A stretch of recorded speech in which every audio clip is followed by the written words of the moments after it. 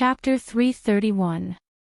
After staying on Earth for 2.5 days, Renbochin returned to Deo once the time was up. As soon as he appeared, he saw that he was surrounded by a wall, or rather, a group of people. Dozens of burly men wearing helmets and armor widened their eyes in surprise when they saw Renbochin suddenly appearing in the huge box that was bigger than him. He also widened his eyes and looked at his surroundings with a look of surprise.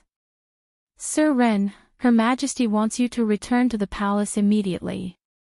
Xianzhe, the commander of the Imperial Guards, came in through a gap in the crowd of burly men.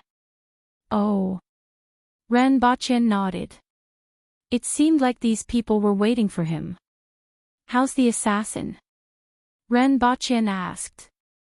"They have been dismembered by Her Majesty and suppressed in the four corners of Lan City," Xianzhe replied. Renbochin grinned. The Empress was avenging him. "What about Su Wei and the rest?" Renbochin asked again. He didn't know how those guards were doing. Su Wei, Shiring, Zhu Jia, Zhou Hu, and Zhou Shu died in battle. His Majesty has already sent people to send them back to the mountains for an elaborate funeral, Xianzhe replied. "How about the compensation?" "According to the rules, Su Wei will receive 100 taels, while Shiring and the others will receive 50 taels each. They have already been sent back with the corpses. When I get back, I'll have someone send 300 taels of silver over. If there are any children in their families, you can ask them if they are willing to study at my academy," Renbochin said after some thought. After all, this was his guard who had died to protect him. Renbochin felt that he could still do his best. "Thank you, Principal Ren." Xianzhe cupped her hands and gave him a rare smile. Then, she saw a black iron chain sticking out of his head like a snake. It kept swaying above his head as if it was looking around. It had an enchanting posture, twisting into an S shape one moment and a B shape the next. Everyone looked at Renbochin's head awkwardly. "What are you looking at?" Renbochin had a puzzled look on his face. He stretched out his hand and touched the top of his head. The metal chain seemed to be startled and immediately locked itself back into place. "Sir Ren, there was a metal chain on your head just now. It should be the immortal binding rope, right?"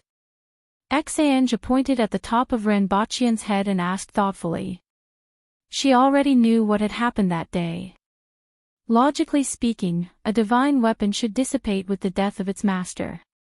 Of course, there had never been a case of a divine weapon eloping with someone before this. As a result, she didn't understand what was going on when she saw the heaven-grade weapon emerge from his body. "Ah!" Renbochin was shocked. That thing actually appeared by itself. "How about now?" "It's gone." Renbochin felt that it might have felt familiar after returning to this world and came out for a breather. Although this idea was ridiculous, the divine weapon was a condensation of the divine soul, not a real life. No matter what, he had to see the Empress first. As everyone arrived at the front of the palace, they saw more than 1,000 giant goats standing quietly in the plaza in front of the palace. More than 1,000 horsemen were standing beside them. Renbochin looked around and saw some familiar faces. They were the winged cavalry that had returned from Great Xia. At this moment, both parties had no intention of exchanging pleasantries. Under everyone's gaze, Renbochin returned to the palace and headed straight for Yangxin Palace Hall. When he entered the room, he saw the Empress sitting quietly on the sofa. When she heard his voice, she turned her head and saw him. Her eyes revealed a hint of joy, but soon after, her face returned to normal.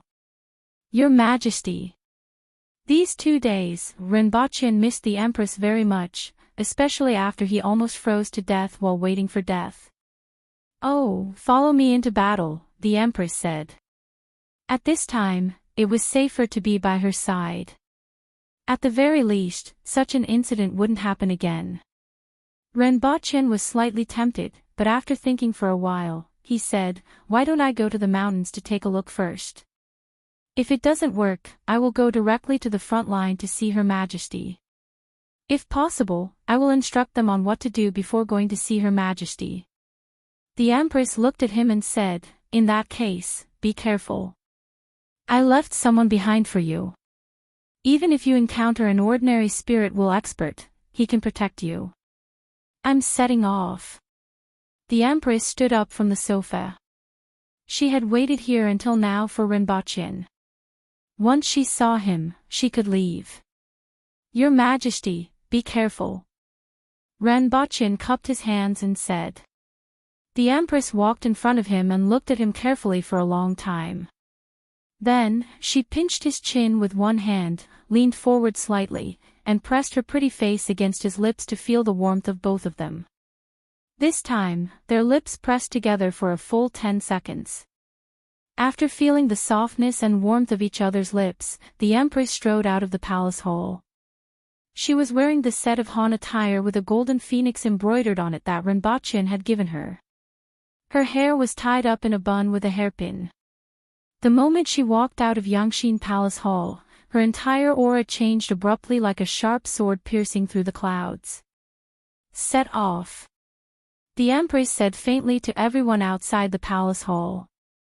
Rinpoche was a little dazed in the palace hall. The soft touch on his lips hadn't dissipated, but was he in the wrong position just now? He pursed his lips and felt that it was a little sweet. A metal chain quietly emerged from his head and twisted into an S shape. After a while, it twisted into an M shape. When Rinpoche walked out of the palace hall, there was already someone waiting for him outside. "Hey, let me make this clear. Although I'm protecting you under Her Majesty's orders, I only guarantee that you will see Her Majesty alive. I can't guarantee that you won't lose an arm or a leg." Rinpoche looked at the sleepy girl in front of him and was speechless. "Your Majesty, is this the guard you left for me?" "White rabbit creamy candy, 10 pieces a day." Rinpoche stretched out his palm. "I can guarantee that you won't lose an arm or a leg, 20 pieces. I can guarantee that you will see Her Majesty in 1 piece." Lin Chala immediately perked up. She looked like a loyal guard as she patted her small chest and said, "Let's go." "Where are we going?"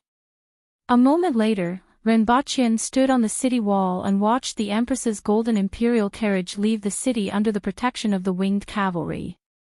Below the city wall were the officials of the imperial court.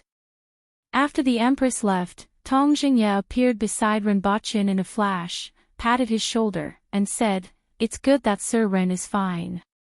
Rinpoche waited until he couldn't see the Empress's golden imperial carriage before turning his head and cupping his hands. "Sir Tong." "Sir Ren, what happened after you were attacked?" Tong Jingye asked curiously. He was more curious about how Rinpoche disappeared with Luo Jin's immortal binding rope. "Have you heard of the Hearthstone?"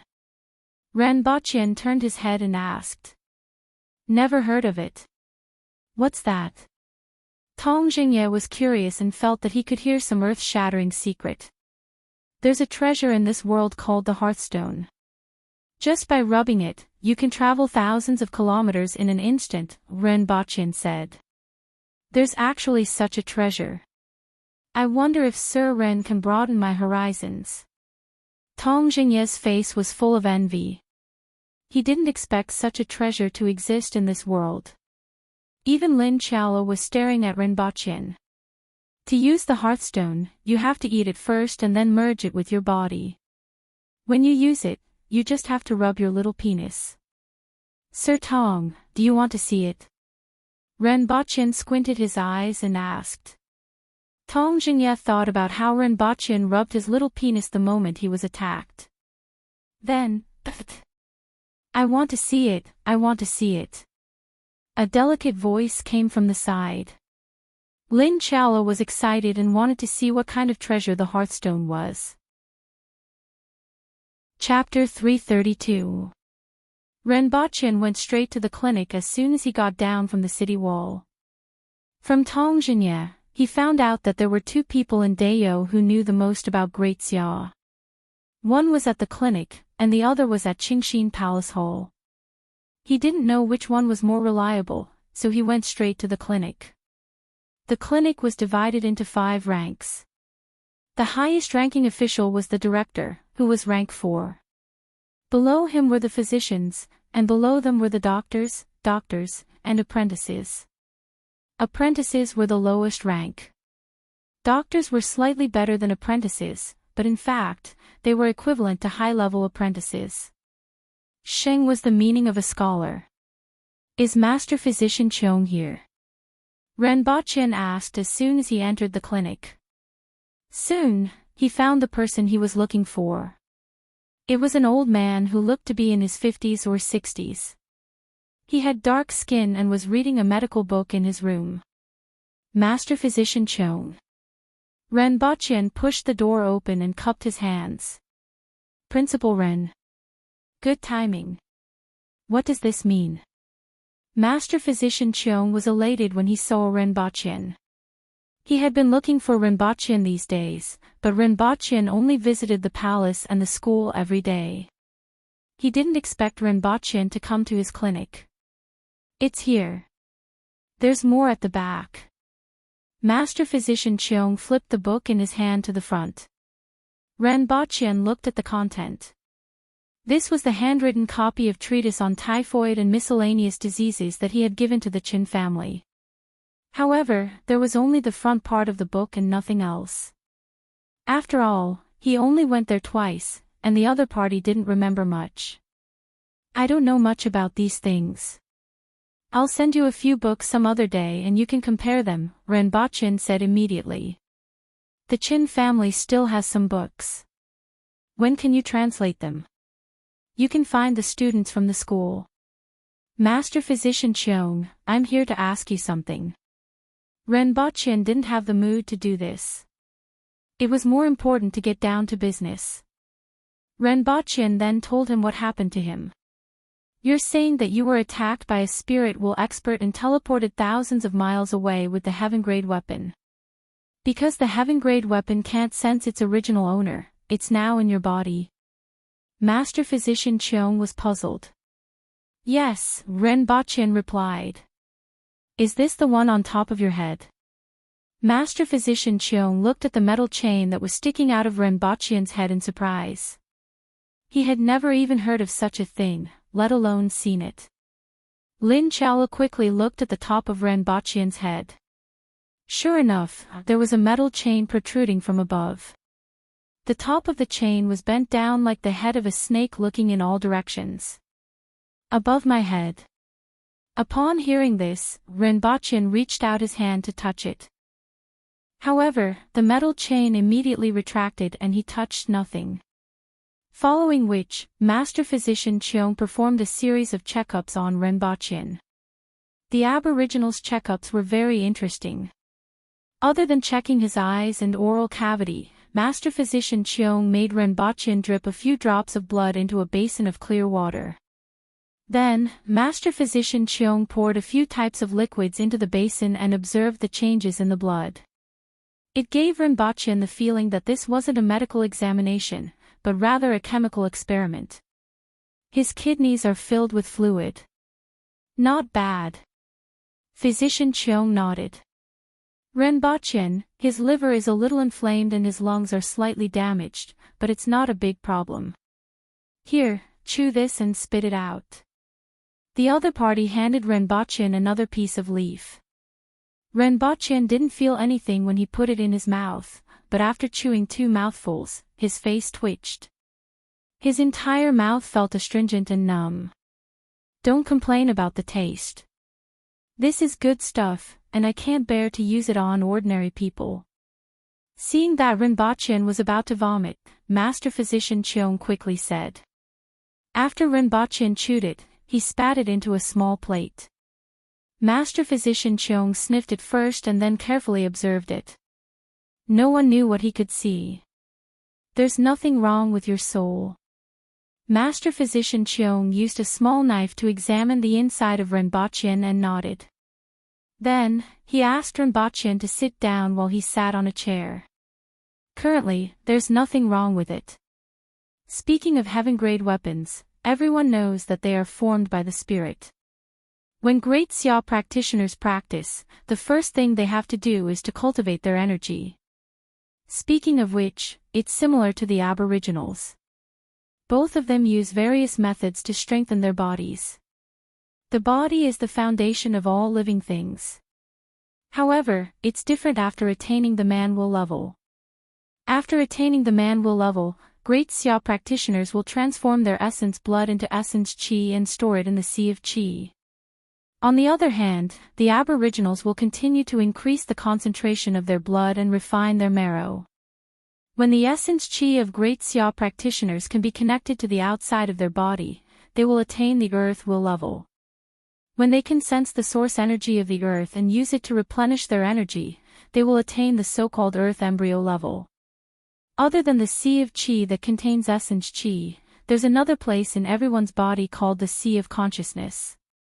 The so-called sky barrier is the process of opening up the sea of consciousness.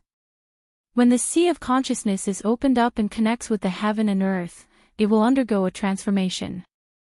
The heaven and earth energy and the soul body will form the spirit soul, which can then be called the spirit wheel. And this heaven-grade weapon is actually the product of the spirit and essence qi. Master Physician Cheong first gave Rinpoche some knowledge about the spirit.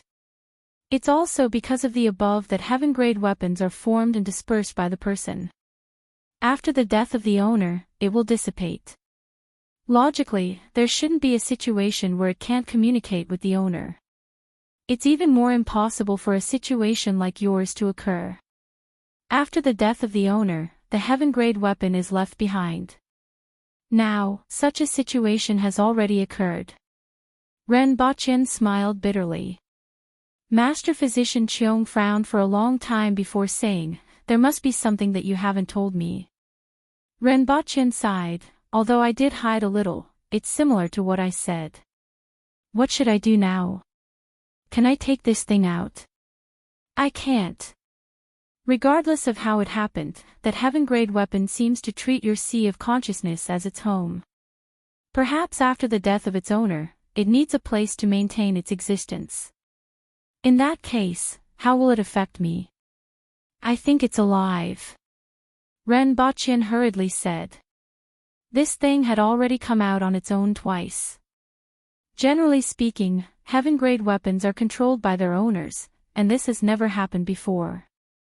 In my opinion, since this heaven-grade weapon is formed by the spirit and essence qi, it's equivalent to a clone of its original owner. Now that the original owner is dead, it's possible for a part of its spirit to give birth to a new intelligence.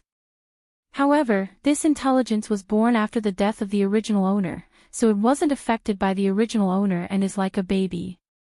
As for the influence, Sir Ren, when you reach the spirit will level and condense a heaven-grade weapon, you should be able to drive it out.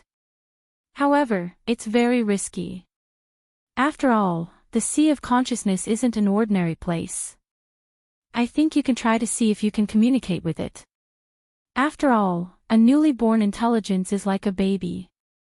Perhaps you can use it for your own purposes. I can do that.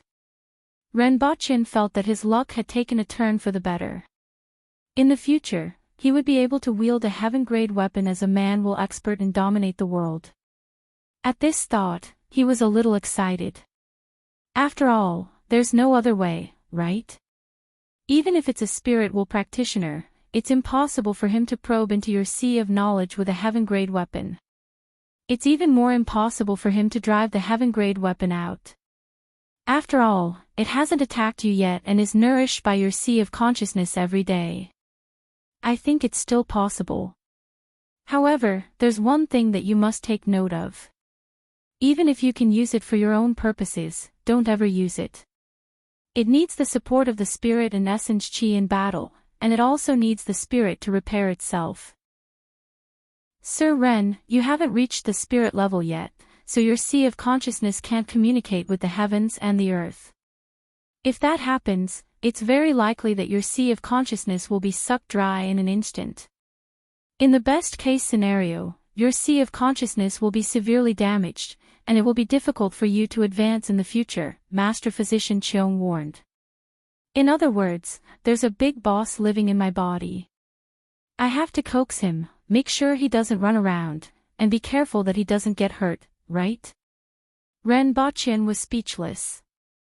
He was a little excited just now, but he didn't expect it to be like this. More or less. Seeing that Renbochin understood, Master Physician Cheong smiled happily. Renbochin really wanted to spit in his face. After leaving the clinic, he went straight to Qingxin Palace Hall to look for Lin Chaola's grandma, Librarian Lin. Her reaction was similar to Master Physician Cheong's. She was very surprised and looked as if she had seen an alien.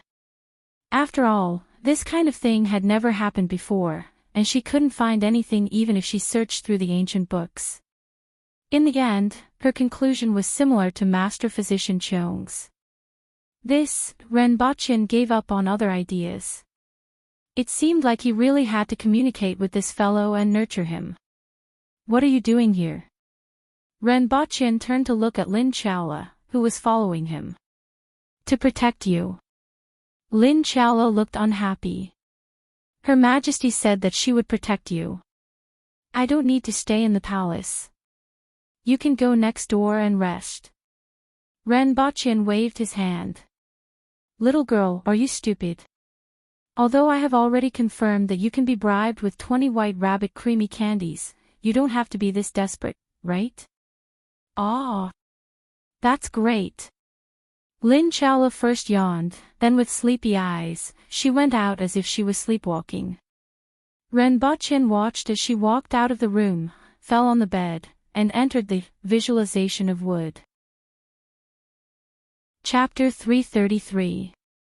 In the early hours of the third day, before the sky was even bright, a group of knights left the west gate in 2s and 3s. Renbochin was waiting for them at a place not far from the city. After all, he had just been assassinated. This time, he was going to the distant mountains, so he had to be extra careful. Even though the people from the Great Xia Empire's embassy were in prison and seemed to have been forgotten, no one could say that there were no Great Xia spies in the city. In particular, those merchants looked very honest. Renbochin was 100% sure that there were Great Xia spies among them. Renbochin sat in the carriage while Lin Chaola dozed off against the wall of the carriage. There were 2 officials from the Ministry of Works in the other carriage. Surrounding them were 50 palace guards who were at least at the earth wheel level. After this assassination attempt, the Empress had raised the level of his guards, but 50 guards was the limit. In fact, if something really happened, he could only count on Lin Chaola, who would never wake up. From time to time, young boys and girls would arrive in groups of 3. Some arrived under the protection of their servants and were then sent away. How many people have arrived? Renbochin lifted the curtain and asked. Sir, 22 people have arrived, someone immediately replied. This person was Renbochin's new guard captain and was also someone he knew, sure who. Call me when everyone has arrived. Renbochin nodded.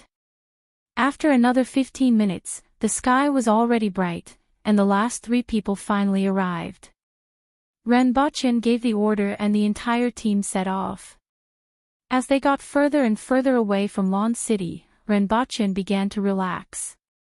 At this point, it wouldn't be easy to be discovered. In fact, in the southern part of Dayo where the remnant citizens of the Han nation were located, there were slightly more merchants from other countries. In the north, there were only a few cities, such as Lan City. It was extremely difficult to encounter them in the wilderness. Behind the carriage, there were many cheerful conversations and noises from the students. Occasionally, Tong Lan's silvery bell-like voice could be heard. Even though her tone was always fierce and full of malice, not many people cared. After traveling for a day, Renbochin constantly shifted between the carriage and the fork-horned cow. The carriage was too bumpy, and the fork-horned cow was uncomfortable, so he kept shifting between the 2 positions. At this point in time, Renbochin was a little envious of Lin Chaola. She could actually sleep so soundly in the carriage. Regardless of whether it was bumpy or noisy, nothing could disturb her sleep. She only crawled out at lunchtime and ate 10 times more food than Renbochin before going back to sleep. Renbochin suspected that she might still be sleeping when he was beaten to death. After setting up camp and having dinner, Renbochin had nothing to do and switched on the radio station. "Is His Majesty here?" After a while, he heard the Empress's voice. "What happened?" "It's nothing. I just want to know where Her Majesty is, whether she ate well, and whether the journey was tiring." Renbochin laughed. To put it simply, he was just flirting. The Empress was speechless. After a long while, Renbochin thought that the Empress had turned off the radio. Then, he heard her reply, "We have arrived at Goose City. What did His Majesty have for dinner?" "I see that Your Majesty didn't bring along any chefs from the Imperial kitchen. I wonder if Your Majesty can get used to the food." Renbochin continued to tease her. "There's no need to be so particular when the army is outside," the Empress replied. "How can we do that? Your Majesty is the ruler of a nation. Even if the army is outside, you can't be careless. I'll get the Imperial kitchen to chase after Your Majesty." Renbochin was stunned. He didn't even have the time to speak. "Who was this? Who is it?" Renbochin asked. "I'm Shi Qing," the other party said. "So it's Sir Shi. This thing is quite useful. I can actually hear Sir Shi from so far away," another person said. The voice was magnetic and belonged to a middle-aged man. Renbochin was speechless. "Who is it this time?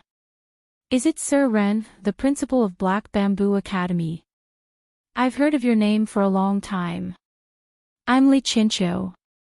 I've heard of your name for a long time, but I didn't expect to meet you under such circumstances," the voice said. Renbochin immediately knew who this person was.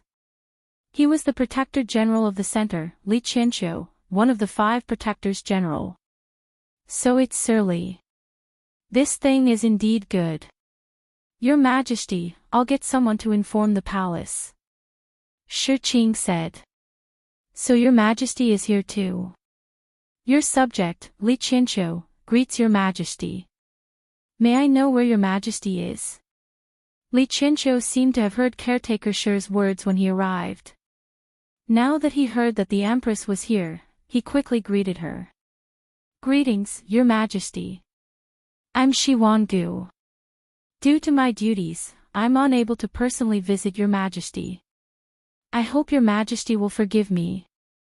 There's no need for formalities."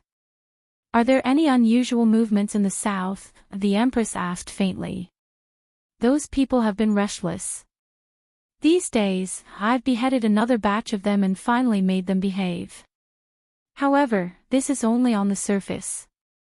There are still people secretly colluding with each other. Among them, Great Xia, the Yun nation, and the other nations are definitely working hard. Once I catch them, I'll definitely catch them all in one fell swoop," Shi Wangu said coldly. "Li Chincho, how's your situation?" the Empress asked again. "I've already arrived at Qinghe Stream, and the vanguard has already reached Ping City. The Great Xia army is currently divided into 5 groups. 2 of them are surrounding Ping City and Shun City respectively, while the other 3 are heading for Yuxing, Koka, and Liao City respectively. Koka and Liao City have 1,000 garrison soldiers and 2,000 soldiers from the Protectorate of the North who retreated from Zhua City, as well as tens of thousands of civilians. Yuxing only has 1,000 soldiers, and I'm afraid it'll be difficult to stop the attack of the Great Xia army. I've already dispatched 1,500 soldiers to Yuxing City overnight, but I'm not sure if they can make it in time," Li Chincho said in a deep voice with a tinge of worry. Renbochin watched as they turned the radio station into a chat group. Some were greeting and some were talking about military affairs. Although this was the original purpose, he still felt that it was a little strange. Furthermore, none of them spoke before. Just as he greeted the Empress, all of them jumped out. "What do you want?" Renbocchen listened to everyone talking in the radio station. Lin Chaola was awakened by the noise. She forced her eyelids open and asked, "Why is it so noisy? Who's talking?" "Continue sleeping," Renbocchen said as he patted her head gently. Lin Chaola's throat emitted a whooshing sound like a cat's. She swatted his paw away, changed her position, and continued to sleep. Not long after, she was even drooling. After a long while, Li Qianqiu and Shi Wanya left because they were busy with official business. Seeing that no one was talking, Renbocchen asked, "Is Her Majesty still around?" "Yes," the Empress replied. "Although I can't see Her Majesty now, I can see the same starry sky as her. I feel that we are much closer now." Renbocchen continued to tease her.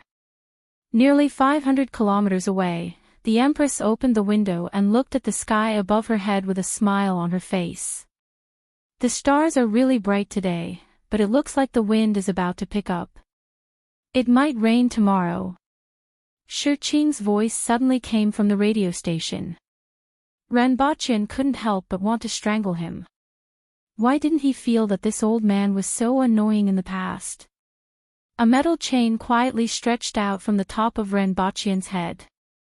It looked around in all directions before extending the front end out of the carriage window. It seemed to be very curious about the outside world. Chapter 334. At noon the next day, a group of people arrived at Nine Peaks Mountain. Renbocchen alighted from the carriage. While instructing the guards to look for the Luoyang horn, he raised his head and sized up the mountain range in front of him. The peaks overlapped each other, and he didn't know exactly how big it was. However, it looked extremely vast. The tall trees and dense primeval forest filled the area with a savage aura. The 9 tallest peaks in the distance seemed to reach the sky.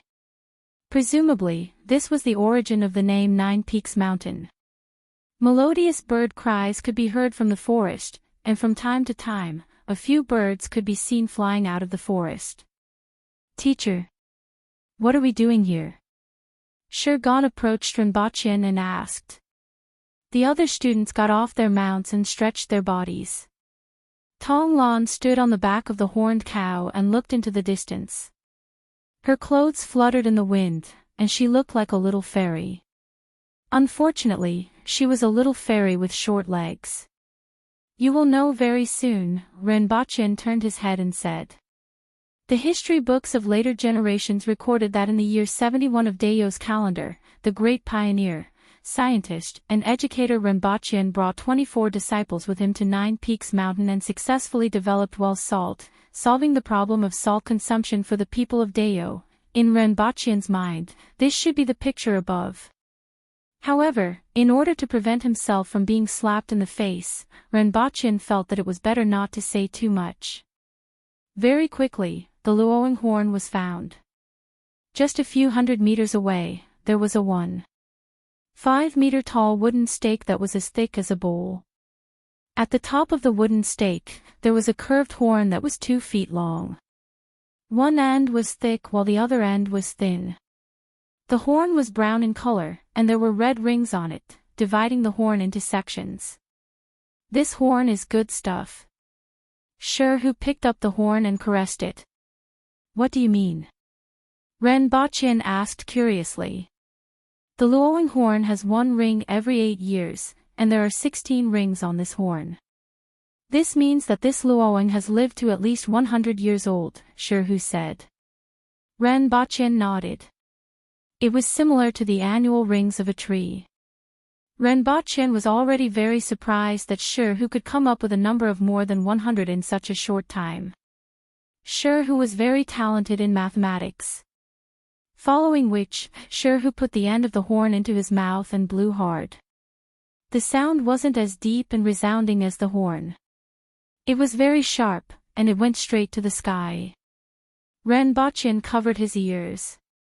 The sound of this thing was really loud, and it was especially sharp as it drilled straight into his head. After the bugle horn sounded for a long time, a long howl came from the distance. It was the sound of a human. It means that they heard it. They are coming down the mountain to pick up their friend, Sherhu said to Renbachien. What if the enemy comes? Renbachien asked curiously. If it's the enemy, they will play a different tune. There's a special technique to play this tune. Foreigners don't know how to play it, and the Aboriginals won't do something like pretending to be friends, Sherhu explained. Renbachien had always felt that it was hard to fathom a person's heart. All was fair in war, and anything could happen. However, such a thing rarely happened in the ancient race. Perhaps it had something to do with the fact that most people were relatively simple-minded. Of course, this was just a joke. In fact, the Aboriginals had their own set of etiquette and rules of conduct that everyone had to abide by for many years. Furthermore, the Aboriginals were rather down-to-earth, so there were very few who would go against the rules. This was also related to the fact that it was not easy for the Aboriginals to live in the mountains. If their reputation was ruined, they would be ostracized by the surrounding villages. When they encountered difficulties, they wouldn't even have a helper and would gradually disappear into history. After a long time, some rules had become ironclad, and everyone had to abide by them. This was the case even after they left the mountain. After waiting for more than an hour, another long howl came from the forest ahead. This time, it was much closer and was only a few hundred meters away. This is to confirm the identity of the person who is coming, Sherhu explained. Following which, he also let out a long howl. After another quarter of an hour, the sound of plants swaying could be heard from the forest. Following which, two figures gradually emerged from the forest. Are you Her Majesty's men? One of them shouted. Both of them looked to be in their 30s or 40s. Their upper bodies were covered with bronze-colored muscles, and they wore a necklace made of animal teeth on their necks. They also carried longbows on their backs. These are the principal of the Black Bamboo Academy, Sir Ren, and his disciples. I am a 4th-grade palace guard.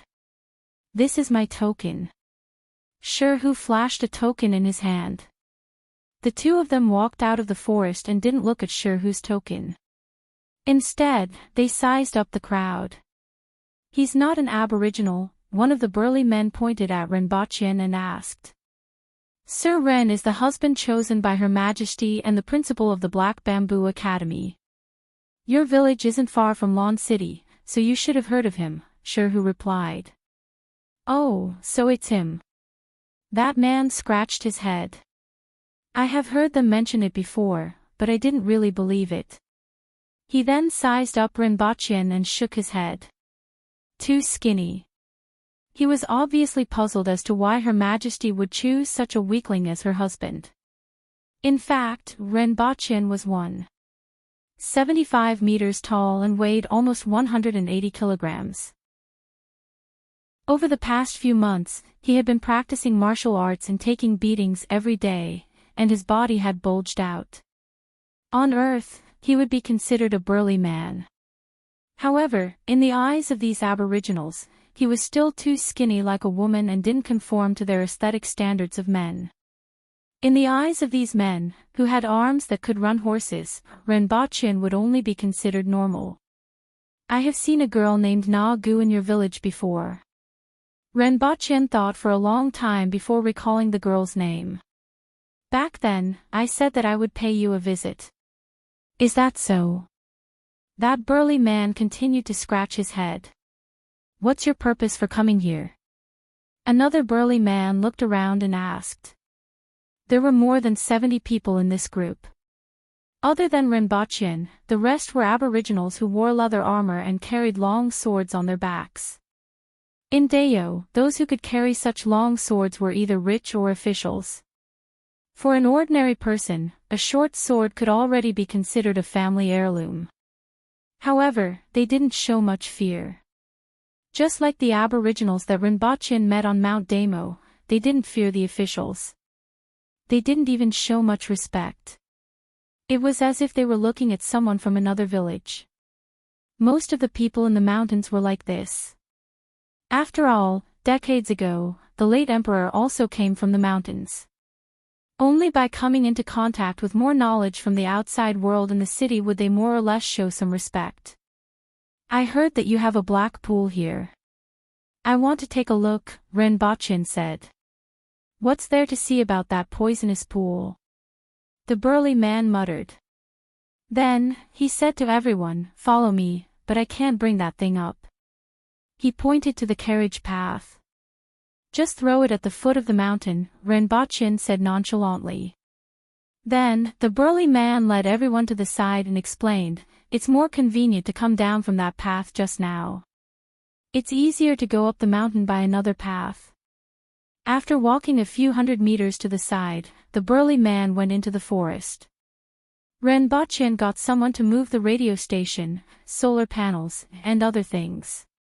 2 people were left to look after the carriage. Then, he began to walk into the woods one step at a time. The students behind him immediately jumped up and down like a group of monkeys when they entered the woods. Tong Lan stepped on the tree trunk twice and climbed up a branch. Then, she gave Renbochin a performance of Mount Tai.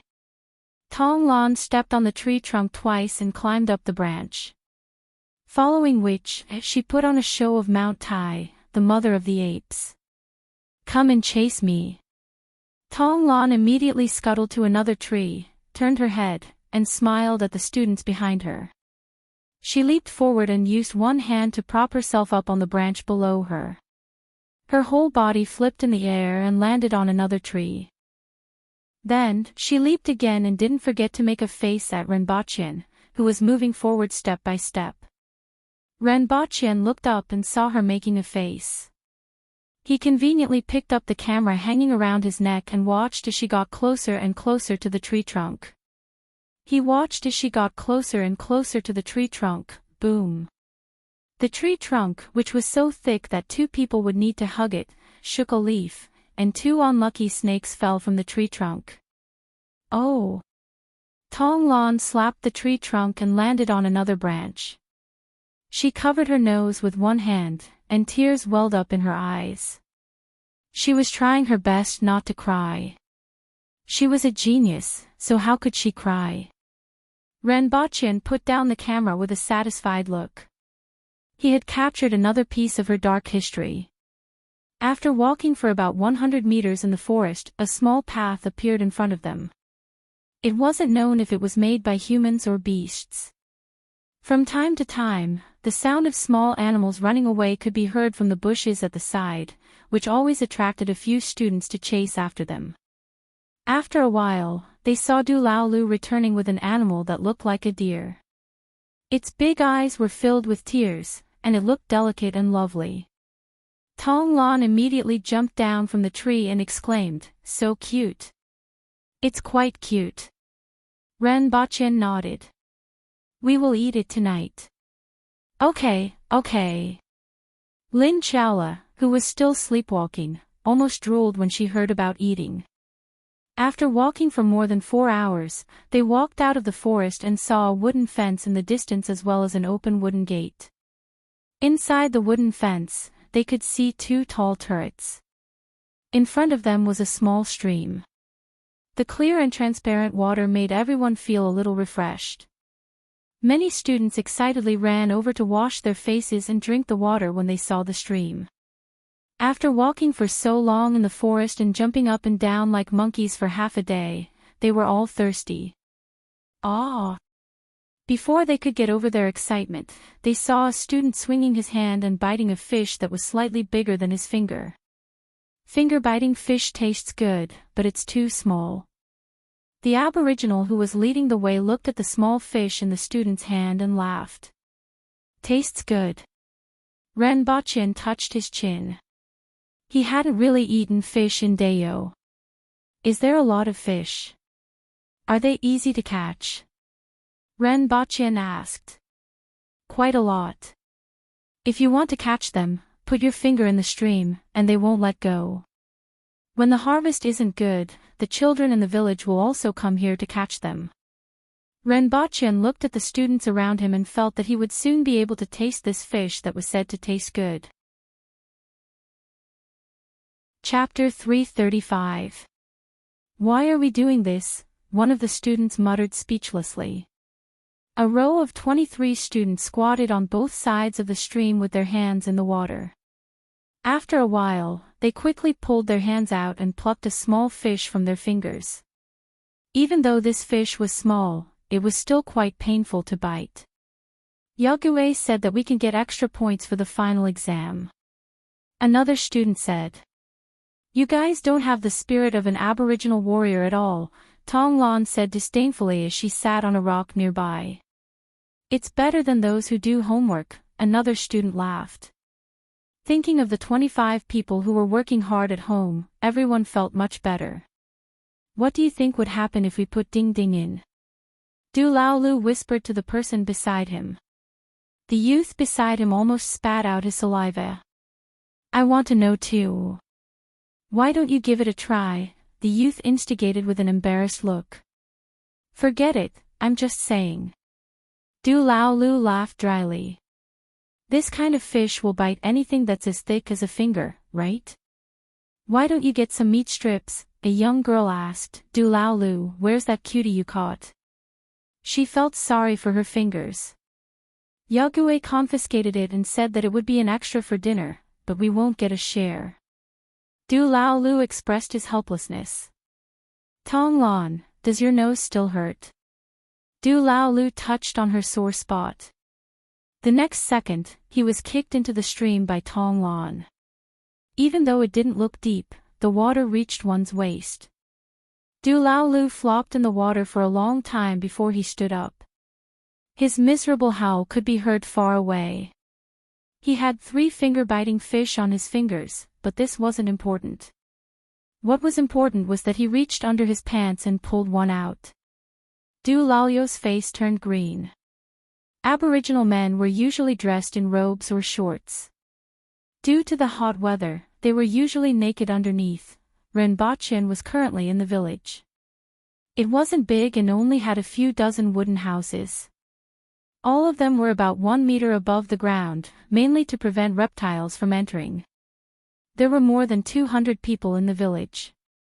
At this time, most of the young and strong people had split into 2 groups to hunt, leaving behind only the elderly and children, as well as a few guards to protect against wild beasts.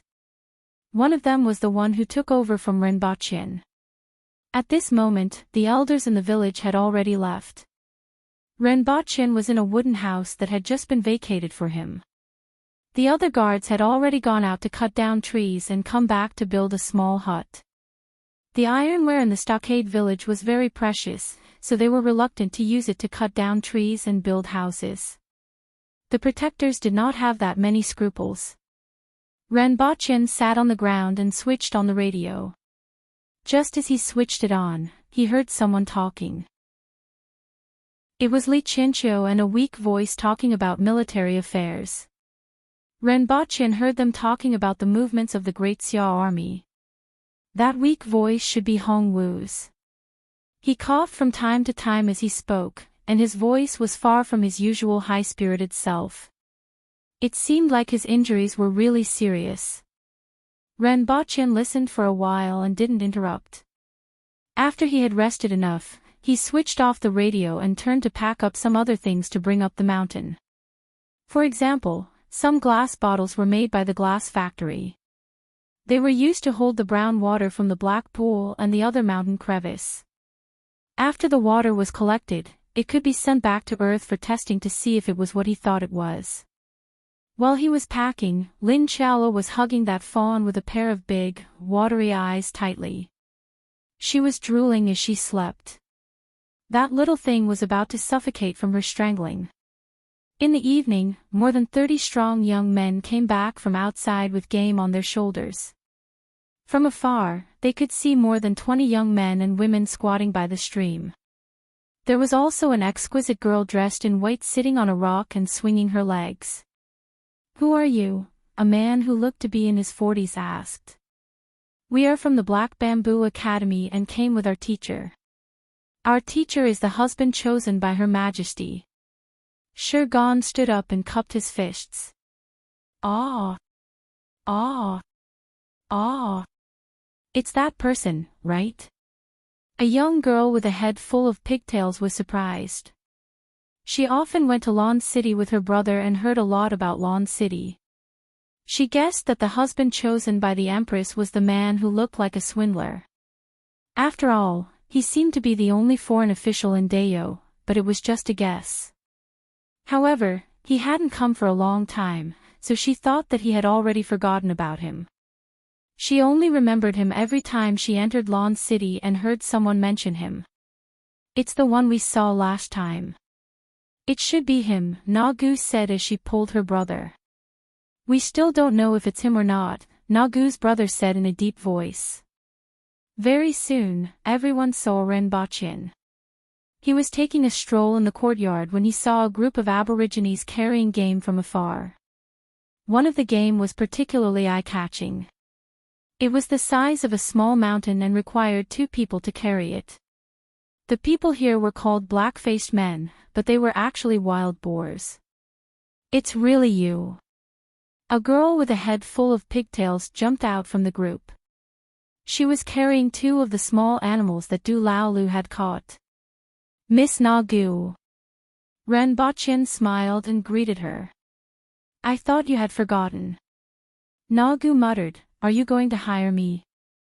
Last time, we agreed to pay half a kilogram of salt a day." "I can't forget."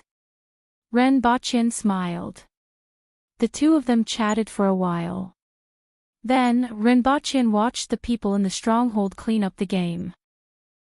When the sky turned dark, another group of Aborigines returned from the mountains. The game they hunted was much worse than the previous group. These Aborigines completely depended on the weather. If they were lucky, they would be able to get enough food for a few days. If they were unlucky, they wouldn't be able to bring back much food. At night, a rather grand bonfire party was held in the stronghold. The Aborigines were simple and honest. Since there were guests, they took out all the food that could be used to entertain them. Upon seeing this, Renbochin also took out some seasonings and even made a stewed river fish. The taste was extremely delicious, but it was a pity that few people liked it except for him. Sitting on a wooden stool, he held a bowl of fish soup and sipped it. The sound of drums resounded in the hall. There was also an elder playing a musical instrument made of animal bones. It sounded a little like Insun, and the sound was simple, deep, and distant. Around the bonfire, the Aborigines were dancing a very primitive and wild dance. The girls in the stronghold were all wearing short skirts and blouses made of animal skin.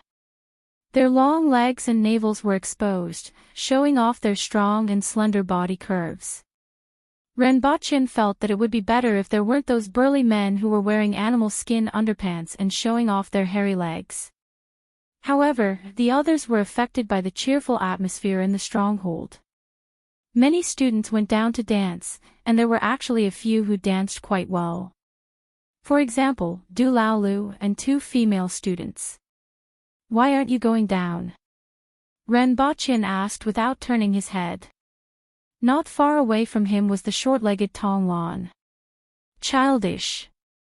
Tong Lan looked disdainful, but her eyes were sparkling. "It's not childish. Besides, if you don't do it now, you might not have the chance in the future," Renbochin said casually. With Tong Lan's status, there weren't many opportunities for her to do this kind of Aboriginal dance. She was like a little adult at such a young age, and she probably wouldn't do such things in the future. "Humph." Tong Lan snorted through her nose and ignored him. Renbochin felt a little regretful.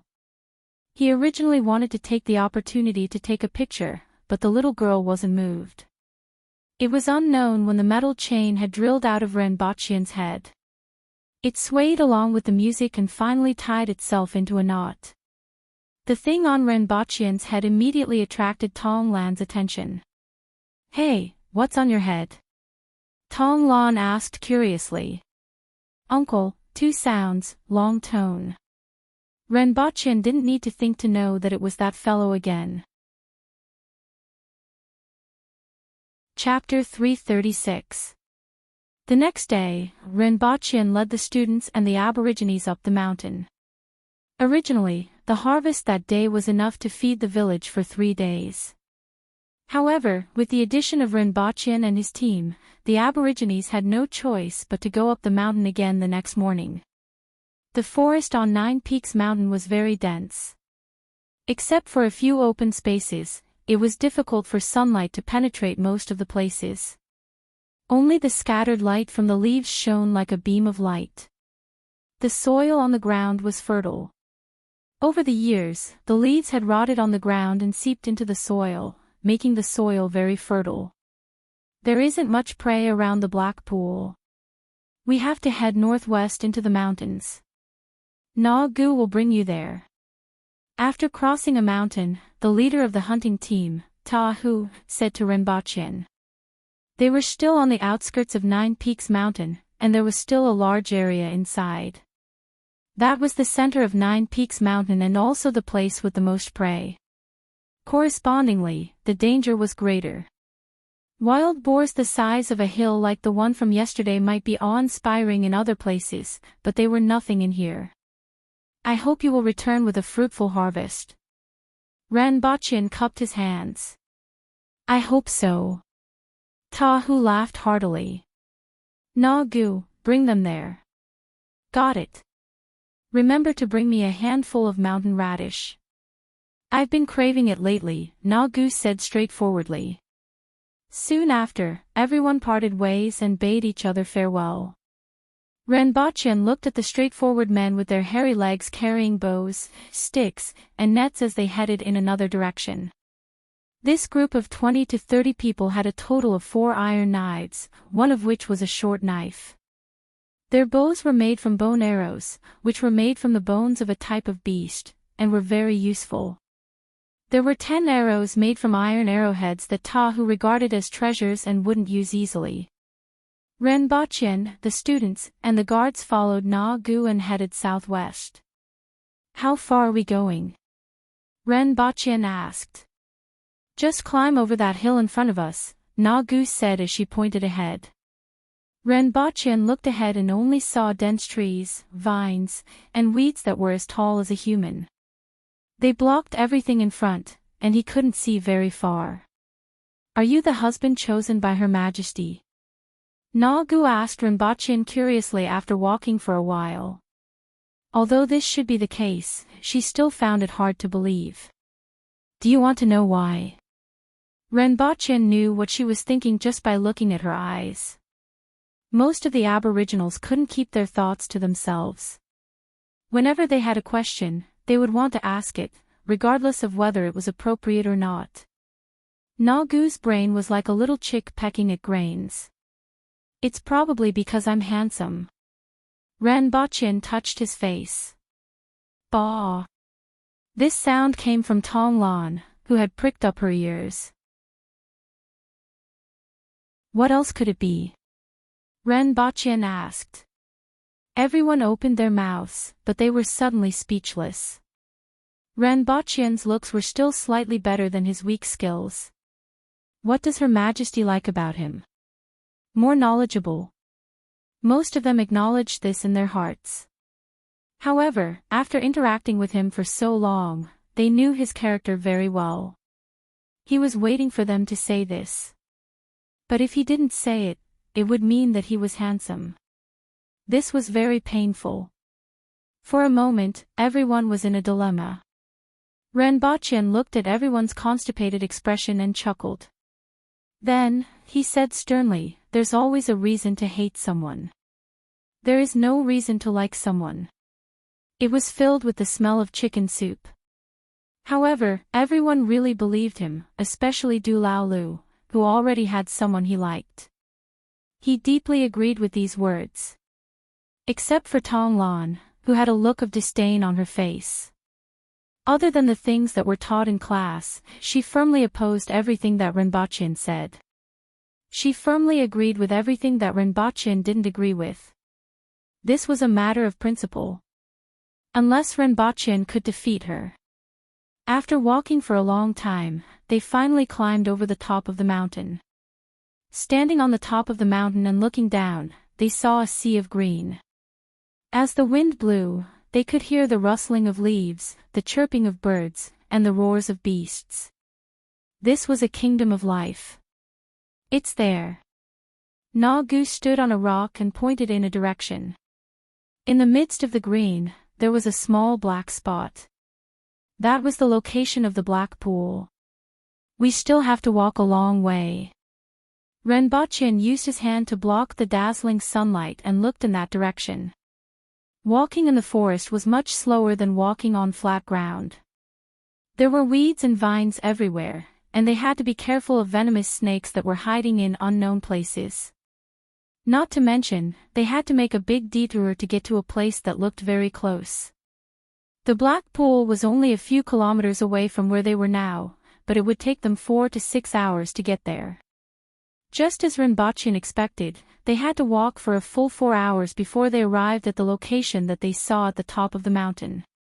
When they were a few hundred meters away from the pool, the surrounding environment had already begun to change. The towering trees, which required 2 people to wrap their arms around, had become very short. The leaves on many of the trees were somewhat wilted. It seemed like they were affected even at such a distance. After walking out of the forest, there was a pool that was dozens of meters in diameter in front of them. The pitch-black surface of the pool was calm and without any signs of life. Surrounding the pool was different from the black soil on the mountain. Instead, it was a type of yellow soil that was sparsely covered with short weeds. This is the black pool. Even without Nagu's explanation, Renbochin already knew that they had arrived. They could already smell a rotten egg smell that made people want to cover their noses. If he wasn't mistaken, this should be the smell of hydrogen sulfide. Renbochin walked to the side of the pool. The water was almost black, and it was impossible to tell how deep it was. What are we doing here? Tonglan followed behind and asked curiously. This question had been on everyone's mind for a few days.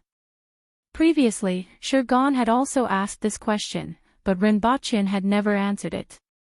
Renbochin lowered his head and dipped his finger into the pool water to take a look. The color was very dark, and there were many black impurities in it. It looked very dirty.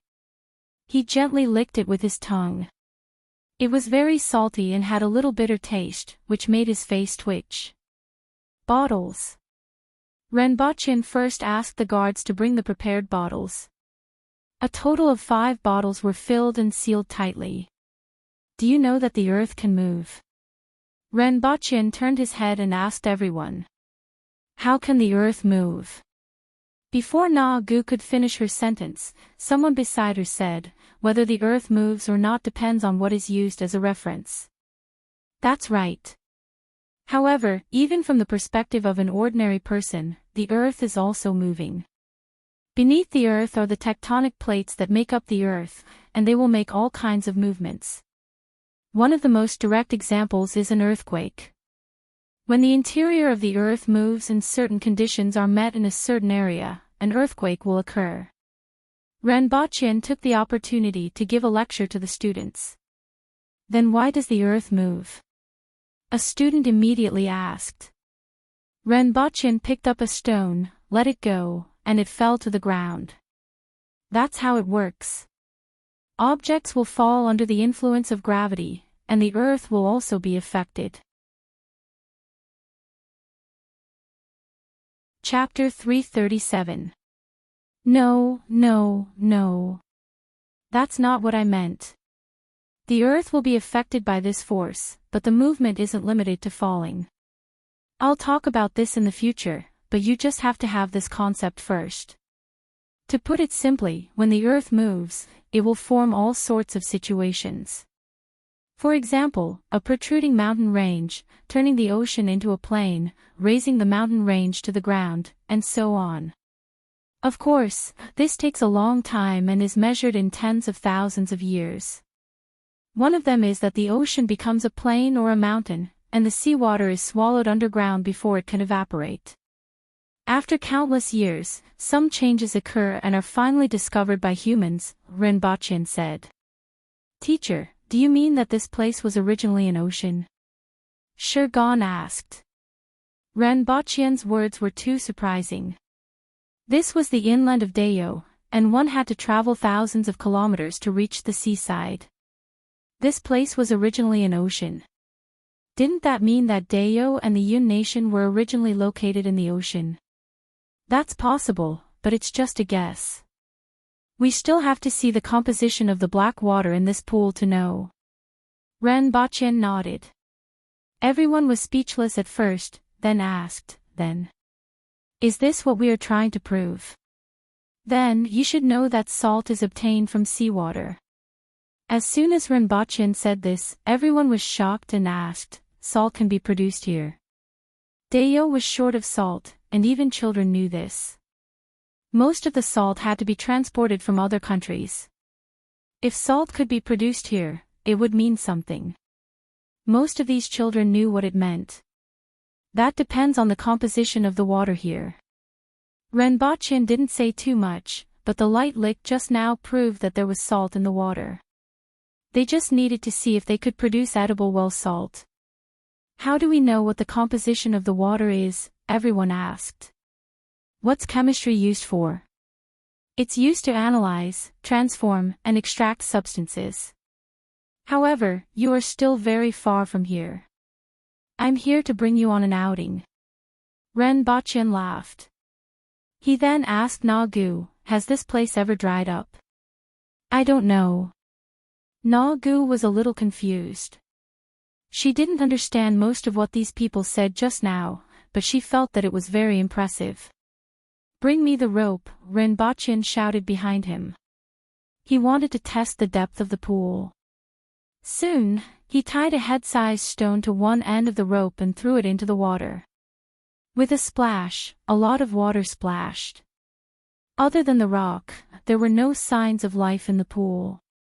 Sir, it has stopped. The guard lowered the rope for about 5 meters before. Find a branch and push the rope forward. Try to make it land in the center and test a few more places. After Renbachian gave his instructions, a student ran off to find a branch. Although Renbachian wasn't too sure about it, the possibility of producing salt made them all excited. If he could really do it, it would be a huge thing. If that was possible, it would be a big deal. After completing these calculations, Renbachian took notes. Following which, he wanted to go to the mountain stream with the light brown water. In the direction they are going, it will take them a day to get there. It will take us at least a day and a half to get there, Nagu said. Renbachian calculated the time. It seemed that he had to return to Earth first before going there. Everyone went back. Along the way, they heard the sound of small animals and the guards went to look for them. After all, mosquito legs were still meat. There wasn't much food in the village, and it was best to eat some themselves. After returning to the village, Renbachian arranged for half of the guards to build houses and the other half to go hunting. At night, Renbachian woke Lin Chaola up. I'm going to rub a hearthstone. Do you want to watch? Renbachian felt that he had to tell Lin Chaola. Otherwise, she would go crazy when she woke up and realized that he was gone. Although this girl was silly, she could be quite honest sometimes. What's a hearthstone? Lin Chaola forced her eyes open and looked confused. Renbachian was speechless. Anyway, I'm going to leave for a day. Don't worry, Renbachian said. No, Her Majesty asked me to protect you. Lin Chaola finally woke up. The place I'm going to is a national secret. Her Majesty knows about it. Just wait here. Renbachian waved his hand. He took a bottle of water from the black pool and walked to a corner of the room. With the thought of going back, he disappeared in an instant. At the moment when he disappeared, Lin Chaola felt a slight fluctuation in the air.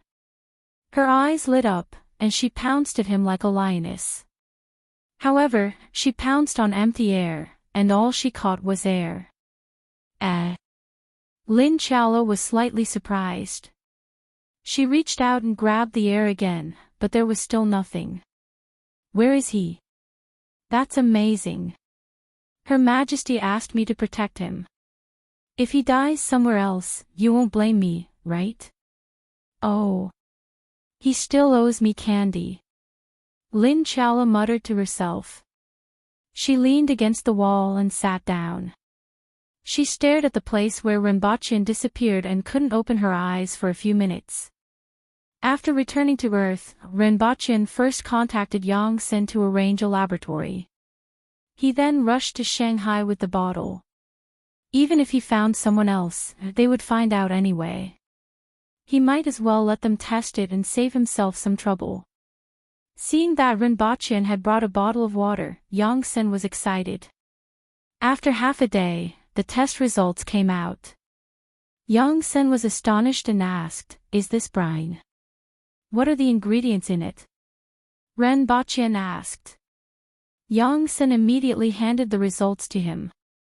Rinpoche glanced at it and saw a bunch of Na, K, Ca, Mg, Li, Br, Cl-, So, 2, 4, CO3-, B2O3, HCO3, and so on.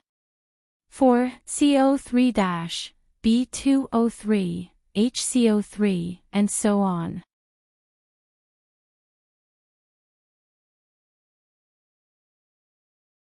Chapter 338. Wang Dachui was walking on a dirt road. The sun was setting, reminding him of his youth that had passed away. Beside it was a stone tablet with the words Jingyang Ridge written on it. Not far ahead was a wine tavern. The scene changed to Wang Dachui entering the tavern. He slammed the table and shouted, "Waiter, serve the wine." Finishing the bowl, Wang Dachui slammed the table again. "Waiter, serve the wine and a plate of kimchi."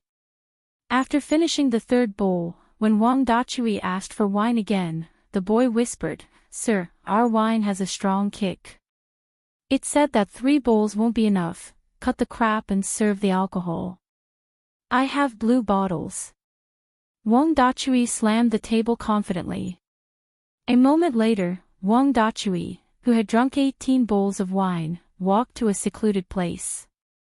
At this moment, there was a tiger's roar, like a whirlwind sweeping away the clouds, and a huge bug appeared in front of Wang Dachui. Wang Dachui was stunned for a moment. Then, he took out a mana potion and poured it into his mouth. His eyes immediately cleared, and he turned around to run. His legs were like fans. After drinking alcohol, I still need to drink mana potions. Rinpoche sat on the sofa and grinned. Today was the first day of the Blue Vase commercial. He specially watched it and it left a deep impression on him. It was especially so for Wang Dachui's face. Many young people would want to laugh when they saw him.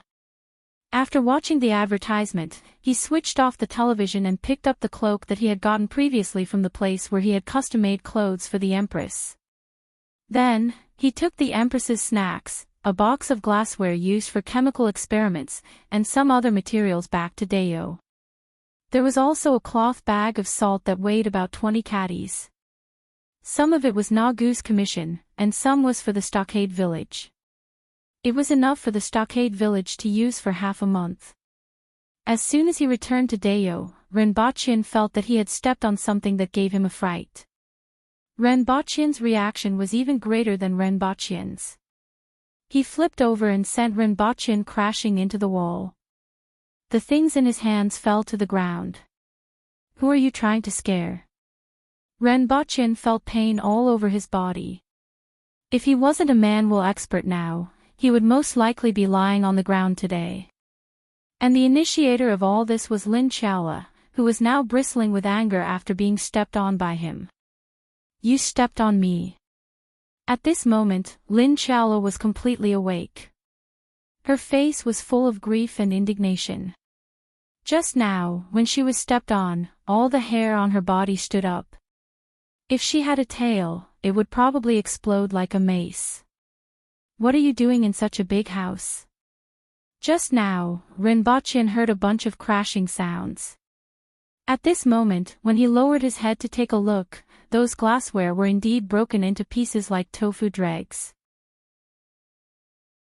Why can't I stay in such a big house? Lin Chaola also glared at him with a threatening look on her face. She was just short of baring her canine teeth. Renbochin, do you know how valuable these are? Renbochin pointed at the pile of glass shards in the box at his feet with a face full of resentment. You stepped on me. Lin Chaola also heard the sound of glass shattering.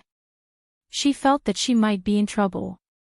She lay down, closed her eyes, and went to sleep. His arms, ears, and head were all covered. Renbochin didn't know whether to laugh or cry when he saw her expression. Hiding your head. Do you think you're an ostrich? It's a pity. I was planning to demonstrate a chemistry experiment to the students. Now, I'm dead before I even started. Renbochin didn't care about the box anymore. He went to the side and switched on the radio station.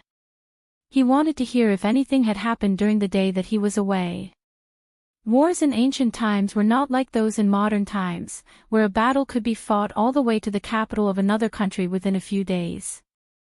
It had been 10 days since the start of the war, and the reinforcements were still some distance away from the front line.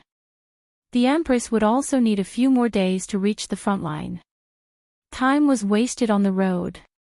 However, this wasn't too bad for the Aboriginals, who had suffered a huge loss at the start of the battle and were familiarizing themselves with the new communication tool.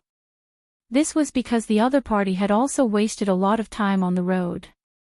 Your Majesty, are you there? Renbochin asked after listening for a while and waiting for no one to speak. What is it? The Empress seemed to be peeping at the screen all along, but she didn't say anything. After a few seconds, Renbochin responded indifferently. So your Majesty is here. This humble subject greets your Majesty, someone immediately said. Your Majesty, +1, Your Majesty, +2 Renbochin, why don't you people have any eyesight? If you have something to say, then say it. If not, you may leave, the Empress said faintly. Finally, the channel was quiet. It's cold in the north, and your Majesty should wear more. I have prepared a cloak for you, and I will send it to you by express delivery tomorrow, Renbochin said with a smile. The Empress was speechless. How's the situation at your place? The Empress asked. There shouldn't be any problems. I will go to another place to take a look over the next 2 days. After that, I can start to design a plan to produce salt, Renbochin said. Renbochin said. Nowadays, the Empress was the only person in this world who could share his joy with him. That's good. The Empress's voice was filled with joy. No matter which country, salt and iron were extremely important. However, in Deo, these two areas were considered weak. Now that the iron problem had been solved, there was hope for salt. How could the Empress not be happy? The two of them chatted for a while before Renbochin took his leave and switched off the radio. He turned around and saw Lin Chaola looking at him pitifully with her big eyes. She was holding her stomach with both hands. I can't help you with this matter. You can go out and drink some hot water, Renbochin said. I can't even fill my stomach with water. Lin Chaola complained. Are you hungry? Renbochin was enlightened. What do you think? Lin Chaola asked faintly. When Renbochin went out to ask the guards to prepare some food for Lin Chaola, he found out that Lin Chaola basically didn't leave the house for the whole day and night. Even the food was sent to the door by someone else. She should have been waiting for him to return. This simple-minded girl. Renbochin sighed. The next day, Renbochin asked a guard to send the cloak and snacks down the mountain. Then, he set off for the mountains again. This time, he was going to walk for the whole day and spend the night outside. Many students were excited. When no one was paying attention, Tong Lan slipped to Renbochin's side and said faintly, Yesterday, you stayed in the room with Sister Lin for the whole day. A man and a woman alone like firewood and fire. How are you going to explain this to Her Majesty? Renbochin spat out a mouthful of blood. The metal chain stretched out from the top of Renbochin's head like an antenna, perfectly straight. Where did you learn this from? Renbochin looked embarrassed. Every time Dad goes to the brothel to drink, Grandpa says the same thing, Tonglan continued faintly. Renbochin was shocked. Tongjinya, you old B*****starred, you still have the cheek to say that about others with a series of battles at the top of the brothel. Tonglan, your father was actually adopted, right? Ah woo. Lin Chaola, who was sleepy, yawned and asked, why do I have to explain? In any case, it's nothing good. Every time, Dad gets beaten up by Mom, Tonglan said with a look of disdain. Chapter 339. They walked on the mountain for a day and killed countless small animals, which became their lunch at noon. Finally, they arrived at the mountain stream with a light brown stream in the evening. The stream gushed out from under a rock and flowed down for about 100 meters before flowing into a crack in the ground. With the test results from the black pool, Renbochin was more confident this time. This must be the other kind of brine that he had found. Renbochin continued to dip his finger in the water and licked it. Although it was poisonous, this amount wasn't harmful. Similarly, it was salty and bitter. It tasted even worse than the black pool, causing him to shudder. Then, he delightedly dipped his index finger in the water and licked his middle finger. Not bad, it's a little sweet. Renbochin nodded. How is that possible? Nagu didn't believe it and wanted to try it. However, there were people who acted much faster than her. A few students copied Renbochin's actions and dipped their fingers in the water to lick them. Their faces twitched like dried orange peels. Liar. Tonglan pointed at Renbochin and accused him. Don't you think it's sweet? Renbochin was surprised. Does this water taste different in different people? As soon as he said this, the other students also tried it. Then, their faces twitched. Pairs of hateful eyes were cast on Renbochin. Science is like this. No matter what others say, it can't compare to trying it yourself. Not only do you have to try it, but you also have to think about why. Renbochin put on a kind face and guided them patiently. You are obviously lying to us to try it, Tonglan said disdainfully. Her eyes kept looking around to see if there were any wild fruits. Then, her eyes lit up.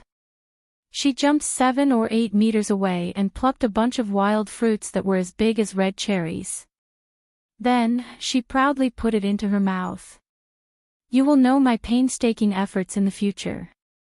As Renbochin spoke, he threw a piece of white rabbit creamy candy into his mouth. The expression on his face immediately relaxed. Get some water, Renbochin said. This time around, he took more than 20 bottles. If this brine was as he thought, he had to test the ratio of it with the black brine. There was no harm in bringing more. After all, it was a bit further away from here. After the guard filled the bottle with water, he looked at the sky and asked Nagu, is there a place nearby where we can spend the night? The shortest way is half a day's journey. We wasted too much time on our way here, Nagu said. Then let's see if there's a suitable place around here.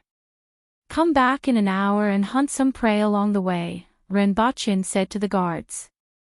Most of the guards immediately dispersed, and some of the students followed suit. Can the black pool and this place really produce edible salt? Nagu asked after the guard left. It should be possible. Renbochin didn't sound too confident. So your village might not need to hunt in the future. If we don't hunt, what are we going to eat? Nagu felt that Renbochin was talking nonsense. Even if they could get their hands on salt, they wouldn't be able to eat it. In the future, there will be a salt factory in this mountain that belongs to the Ministry of Works and the royal family. You can choose to work in the salt factory. That way, you won't need to hunt so hard. Of course, you can also continue to hunt, but I'm afraid you will have to travel very far. With so many people, the prey will definitely be scared away. Alternatively, you can apply for compensation and move your village to another place. Oh. Nagu nodded. Renbochin looked at her and thought that she would have a bigger reaction. After all, their village had always been here. Will there be salt to eat in the future? Nagu asked. She seemed to be more concerned about this issue. After all, in her opinion, there were countless prey in the mountains. Even if they couldn't hunt it today or tomorrow, they would be able to hunt it the day after. They wouldn't starve to death. She didn't think that the development of a salt factory would affect the village. However, she knew that there would be no strength without salt. Yes. Renbochin nodded. If there wasn't enough salt here, then they would hunt to the coast of the Yun nation. There would definitely be salt there. That's good. Nagu said happily. Sir, can salt really be produced here? The two officials from the Ministry of Works asked loudly with faces full of disbelief. It was only now that they realized why Renbochin had brought everyone to the mountains. Renbochin took a closer look at the two of them and recalled their identities. Their presence was too low, and he had almost forgotten about them these few days. Yes. Renbochin nodded. However, we still have to go back and study the specifics. Great, this is great. The two of them said repeatedly. Salt was a knot in everyone's heart. For so many years, there had been no solution and it had always been in the hands of the merchants from the other three nations. Now that they could actually produce salt here, the two of them were really excited. After a while, all the guards returned. One of them found a suitable place. It was a corner between two mountain walls, and they only needed to pay attention to the beasts on the other two sides at night. There was also a protruding rock above that could shelter them in case it rained at night. Renbochin brought everyone to have a look. It was already good enough that they could find such a place in such a short time. Next, everyone dispersed to look for prey. The animals in this area were considered unlucky. Even if they went into a hole, they would be caught by a few students. When the sky turned dark, everyone returned. They had caught a dozen small animals that looked like deer and were called dwarves. More than 40 fat animals that looked like mountain rats were strung together. There were also 2 pythons, a flower bear, and a number of wild fruits. Renbochin saw the innocent panda that died unjustly and went up to give it a kick. Sir, although this thing is a little unpalatable, we can't find much to eat in such a short time, the guard said with a face full of grievance. He had an expression that said, Sir, just make do with it. Furthermore, there were so many other prey. Even if this thing was unpalatable, it wasn't for you to eat. Forget it, hurry up and deal with it. Leave the bear paw for me. Renbochin stared for a long time and finally sighed. The panda was a national treasure on Earth, but in this place, it was an animal that didn't taste good and could be found everywhere. Other than acting dumb, it didn't know how to do anything else. Of course, its attack power wasn't weak and was similar to that of a bear. Next, he found a place near the mountain wall to rest and watched as the guards started a fire. The other guards and some of the students brought the prey to a nearby water source to deal with it. 2 hours later, Renbochin used 2 wooden sticks to hold 4 bear paws and flipped them over the fire. The aroma of the barbecued meat and seasoning drifted out. However, it wasn't just the bear paws in his hands. The other meat that was being roasted over the fire was also emitting a similar aroma. Renbochin waited for the bear paw to cool down a little before taking a bite. The taste was average and not very fatty. It was even worse than pig's trotters. He immediately lost the desire to continue eating. He threw the bare paws to someone else and took 2 dwarf beast legs to gnaw on. The taste was much better. As the moon rose higher and higher, the howls of wild beasts could be heard from afar. Occasionally, the sound of animals running in the forest could be heard. Everyone wasn't worried about wild beasts attacking them. If they really came over, they would have a midnight snack. Unfortunately, they didn't get a midnight snack. Instead, they got a downpour. The weather in the mountains changed abruptly. From the moment the first drop of rain fell on their faces, the rain continued to pour. In less than a minute, more than half of the fire had been extinguished. Everyone shrank under that huge rock.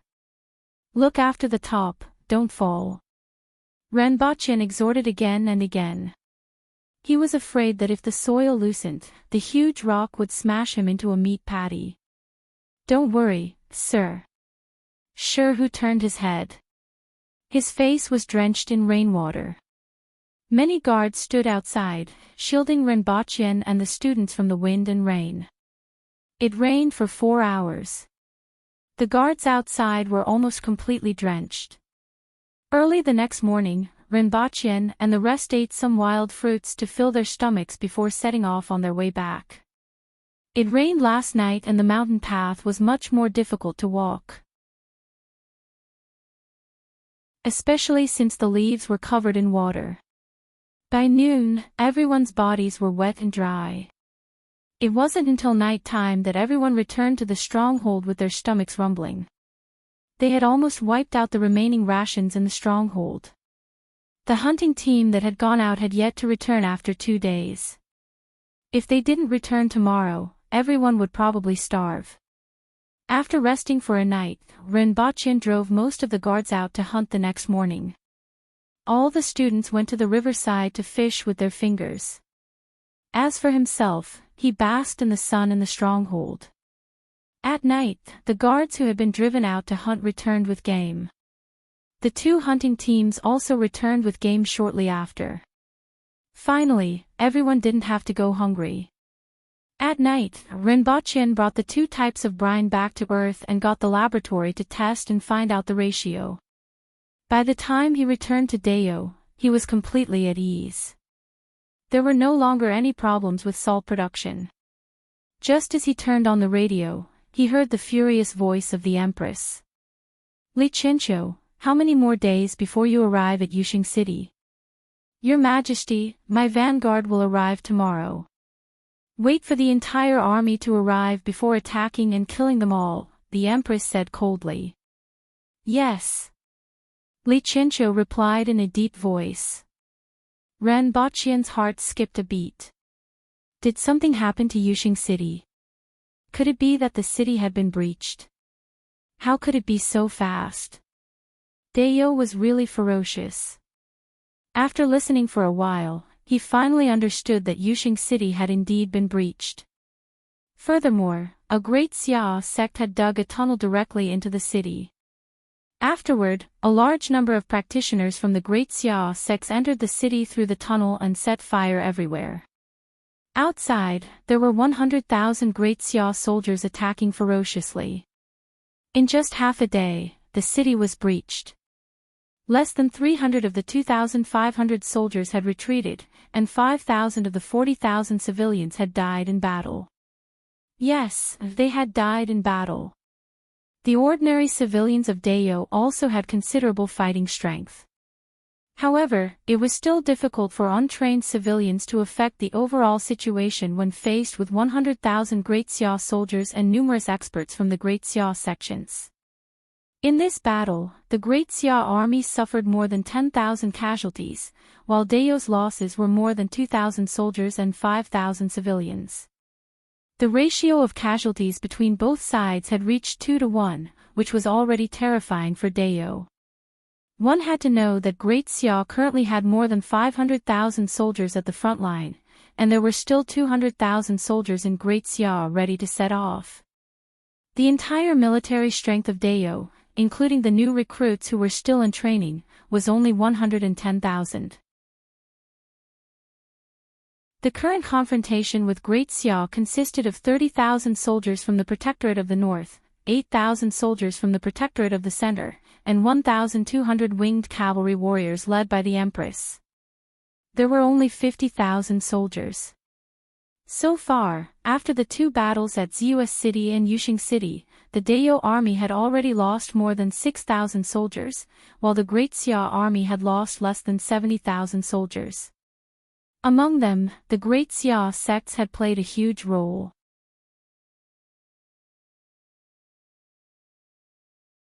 Chapter 340. 2 days later, Tong Jingye rushed to Nine Peaks Mountain.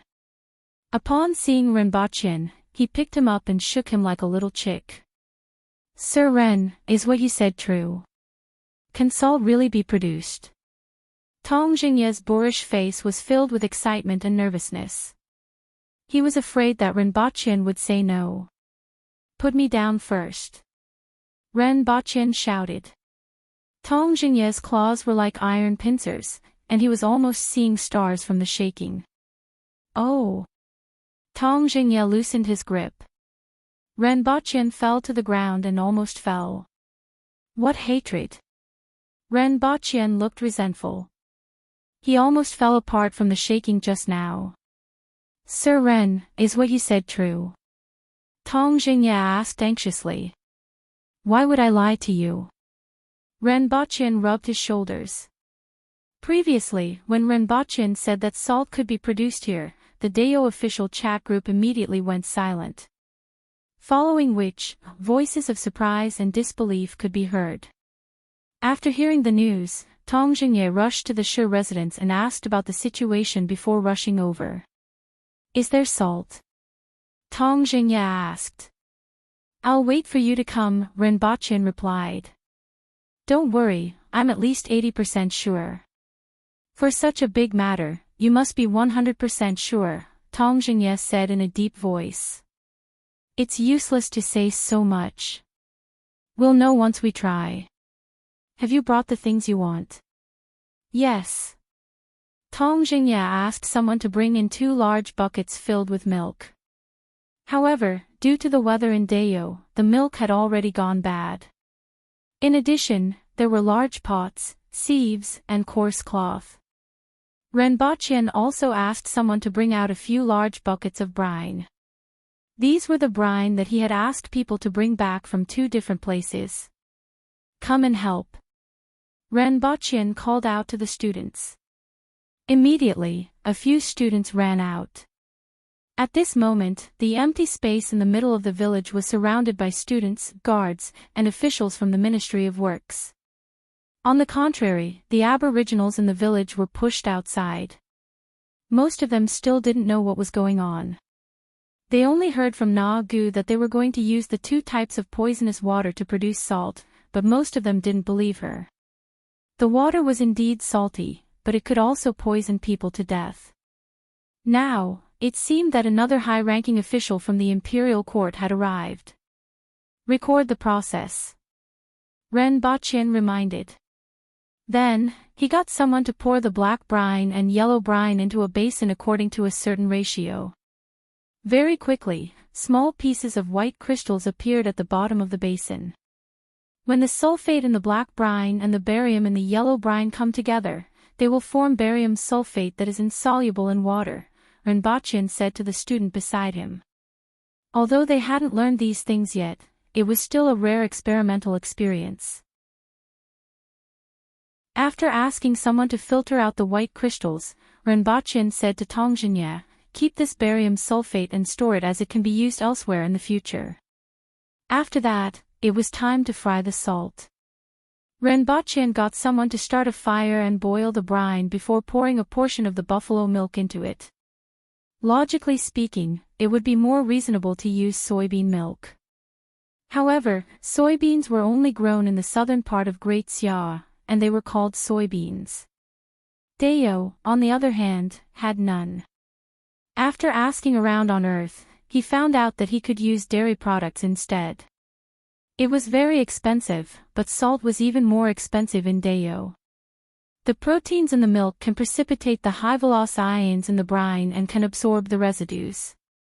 Ren Boqian continued. Although the surrounding students were listening, they didn't understand at all. Proteins, high-velocity ions, barium sulfate, and so on were completely incomprehensible. This was the case for the students, and it was even more so for Tong Jinye and the other people from the Ministry of Works. However, they still tried their best to record the process. Before the effects of frying the salt could be seen, the smell of milk from the pot assailed their nostrils, causing many people to feel hungry. Did you bring rations? There isn't enough food in the stronghold for so many people, Ren Boqian reminded. Tong Jinye had brought a few dozen people with him when he came. Now, there were more than 100 extra mouths in the stronghold, and they were all strong and had huge appetites. One had to know that the more powerful the aboriginals were, the bigger their appetites were. Although the hunting team had brought back some prey and the guards had caught some small beasts, the food in the stronghold wasn't enough for so many people. Tong Jinye glanced at Ren Boqian. He didn't need to remind Ren Boqian, as Tong Jinye knew the situation of the strongholds in the mountains better than him. After that, everyone ate while waiting. There was a large group of people in the middle of the stronghold, but they were now sitting on the ground instead of standing. The aboriginals were watching from a distance. During the frying process, they had to use a strainer made of coarse cloth to scoop out the impurities from the water from time to time. This went on for 8 hours before they stopped adding water to the pot. The water in the pot gradually evaporated, and a layer of white crystals began to appear on the wall of the pot. Is this the salt that is made? Tong Jinye, who had been watching from the side for 8 hours, was shocked. Not only him, but the others were also shocked.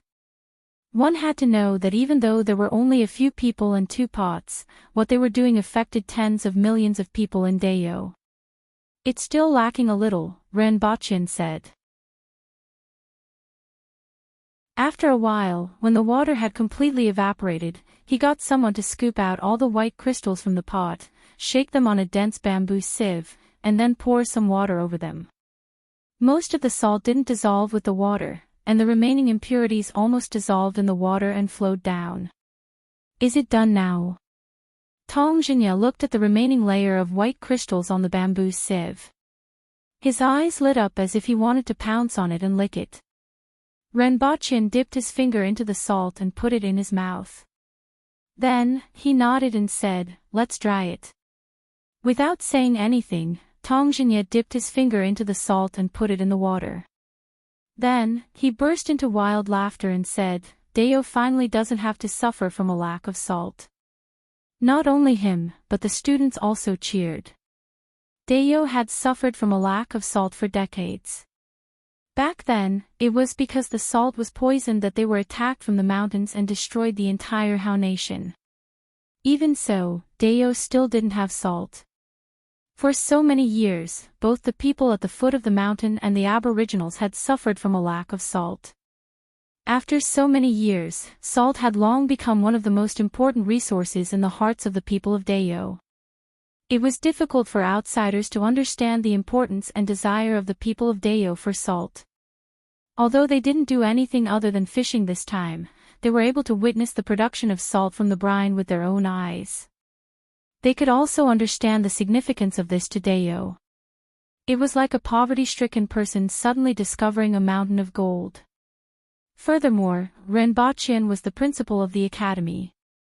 The more impressive Ren Boqian was, the more it proved that their choice was correct and that they could learn more things from him. When the aboriginals saw the people in the middle of the stronghold cheering crazily, they also became restless. This was because they had heard what Tong Jinye said just now.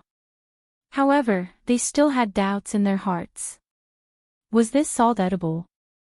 One had to know that the water in the black pool could poison people to death. Ren Boqian looked at them cheering and a smile appeared on his face. In any case, he had accomplished something again. However, he didn't have to laugh for long before he couldn't. Shirgan, Du Lao Lu, and the others grabbed his hands and feet and threw him up. Ren Boqian's eyes widened. I can understand that you guys are happy and you guys are throwing people to celebrate. However, who has ever seen someone being thrown up 4 or 5 stories high? Renbochin felt as if he was sitting on a dirt plane. He was thrown more than 10 meters high and let out a series of screams. F***ck, I'm afraid of heights. Whoever throws it at me again, I'll shoot him.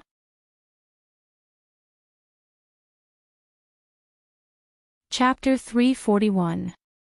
When everyone started to calm down, Renbochin tidied up his robe and said to Tongjinya, although we can produce salt, there is still a problem that we need to pay attention to. What problem? Tongjinya was startled. He had just received good news and was afraid that Renbochin would say bad news. The distance between the two outlets is a small problem. Although it consumes a lot of manpower, Dayo can afford it.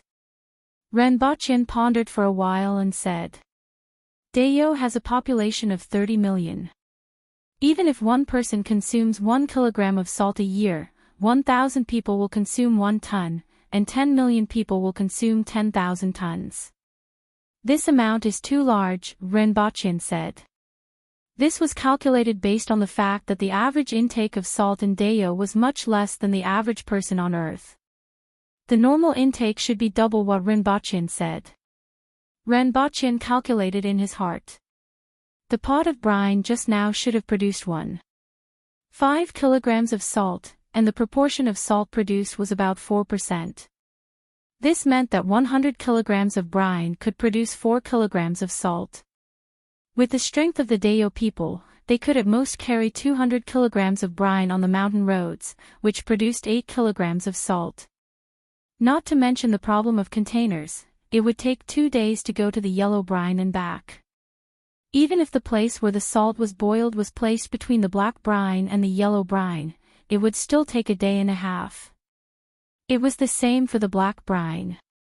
Including the rest time, it was equivalent to one person bringing back 4 kilograms of brine in 2 days. 1 ton of salt could be produced 180 times a year, regardless of rain or shine. In that case, at least 10,000 people would be needed to transport the brine. In addition to boiling and drying the salt, at least 11,000 people would be needed. However, in reality, 20,000 people would be needed. After all, transporting the brine was actually hard work. In addition to those who made the containers, transported the water buffalo milk, and transported the ingredients, a total of more than 20,000 people would be needed. This was calculated based on the minimum consumption of 1 kilogram of salt a year. If Dayo's salt production was sufficient to meet its daily needs, it would require even more manpower. At least 10,000 more people would be needed. Of course, this price was acceptable for Dayo to pay for salt production. The problem lay in another point. The main problem is that the amount of brine can't keep up with such a large consumption, Renbochin said after some thought. The Blackwater pool is still alright. I've paid attention to the place where the yellow brine comes out. There should only be 20 to 30 tons of water flowing out in a day. That's too little salt production. The flow rate of 20 to 30 tons was far from Renbochin's requirements.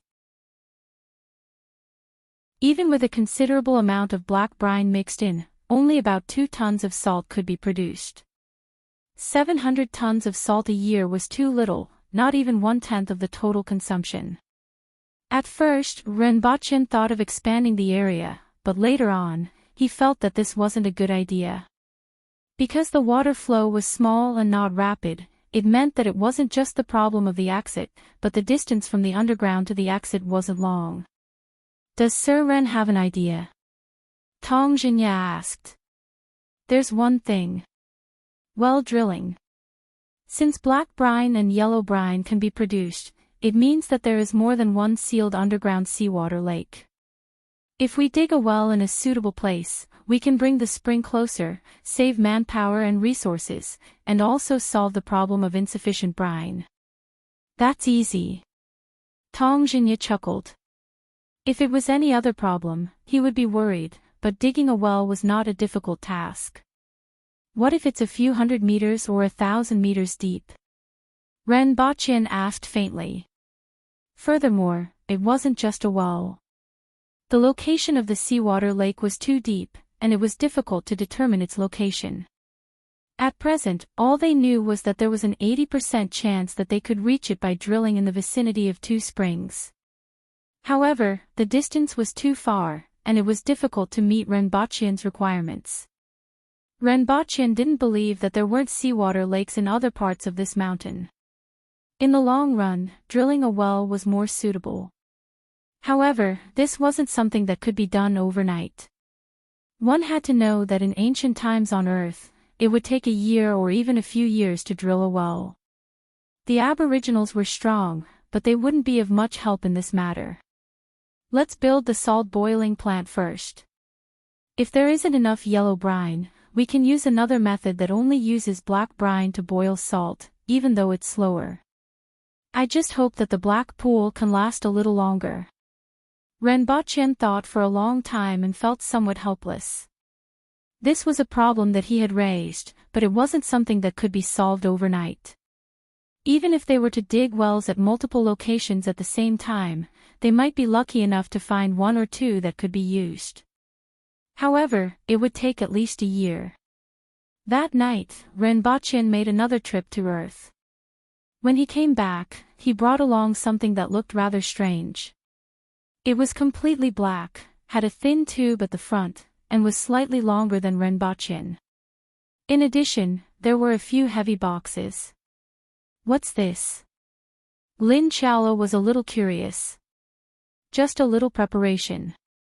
In a few days, I will teach Great Xia how to behave, Renbochen said confidently. At the same time, he despised that bunch of stingy people. It took a lot of effort to obtain a heavy machine gun and ammunition. Even though the matter of the salt pan hadn't been completely resolved, he was already making preparations to look for the Empress. This was the Type 85-12. 7mm anti-aircraft machine gun that he had just obtained from the nation. It was 15 meters long, weighed nearly 19 kilograms, and weighed 18 kilograms. It had a theoretical firing rate of 650 to 700 rounds per minute and an effective range of 1,600 meters. Within this range, it could split a person into 2. Renbochen was a little excited at the thought of bringing this thing to the battlefield. At that time, he would definitely get someone to take a photo of his heroic appearance and leave it for future generations. He would be the legendary Rambo Ren. For the next 2 days, Renbochen accompanied Tong Jinye to the Black Pool and the Yellow Brine Spring. He also found a location that he felt was more suitable to build a salt pan. At least, this location didn't require too many detours. Furthermore, after cutting down the weeds and trees along the way, it was easier to carry the container and walk. At the same time, he also selected 7 or 8 locations to prepare for drilling wells. According to Renbochen, he had a unique technique for selecting locations. In any case, other people would have to rely on blind guesses, so he might as well do it himself. What if he guessed correctly? Every night, he would explain to the people from the Ministry of Works about the design drawings of stop drilling. Stop drilling completely relied on people to step on the pedal and use the principle of leverage to drill. It was slightly more advanced than a single-cylinder well and was already the best method in this world that didn't use modern machinery. Your Majesty, Dayo's letter has been sent back. In the palace of Great Xia, an old man sat on a high chair with 2 rows of civil and military officials standing below. Read it. The old man revealed a smile on his face. At present, 500,000 soldiers had already entered Dayo's territory and opened up a path. 200,000 reinforcements had already arrived at the border, and 300,000 new soldiers were still training in Great Xia's territory. His goal was to conquer Dayo with an army of 1,000,000 soldiers. At present, the development of the war had also reached his initial expectations. After opening the door, Dayo was already like a young girl that could be manipulated by anyone. However, Dayo's letter should have been sent before the war started. He didn't know what that little girl from Dayo wanted to say and how she would explain it. Although no matter what she said, it was impossible to make Great Xia retreat. Listening to her explanation and combining it with the current progress of the war, it was still quite amusing. Xia Jingdi and Xia Jiulong were sitting on high chairs, feeling very satisfied. Chapter 342. Xia Bailong looked at the eunuch beside him and didn't speak for a long time. Then, he softly uttered, causing the eunuch to shudder. Your Majesty, please forgive me. This handwriting is really hard to read.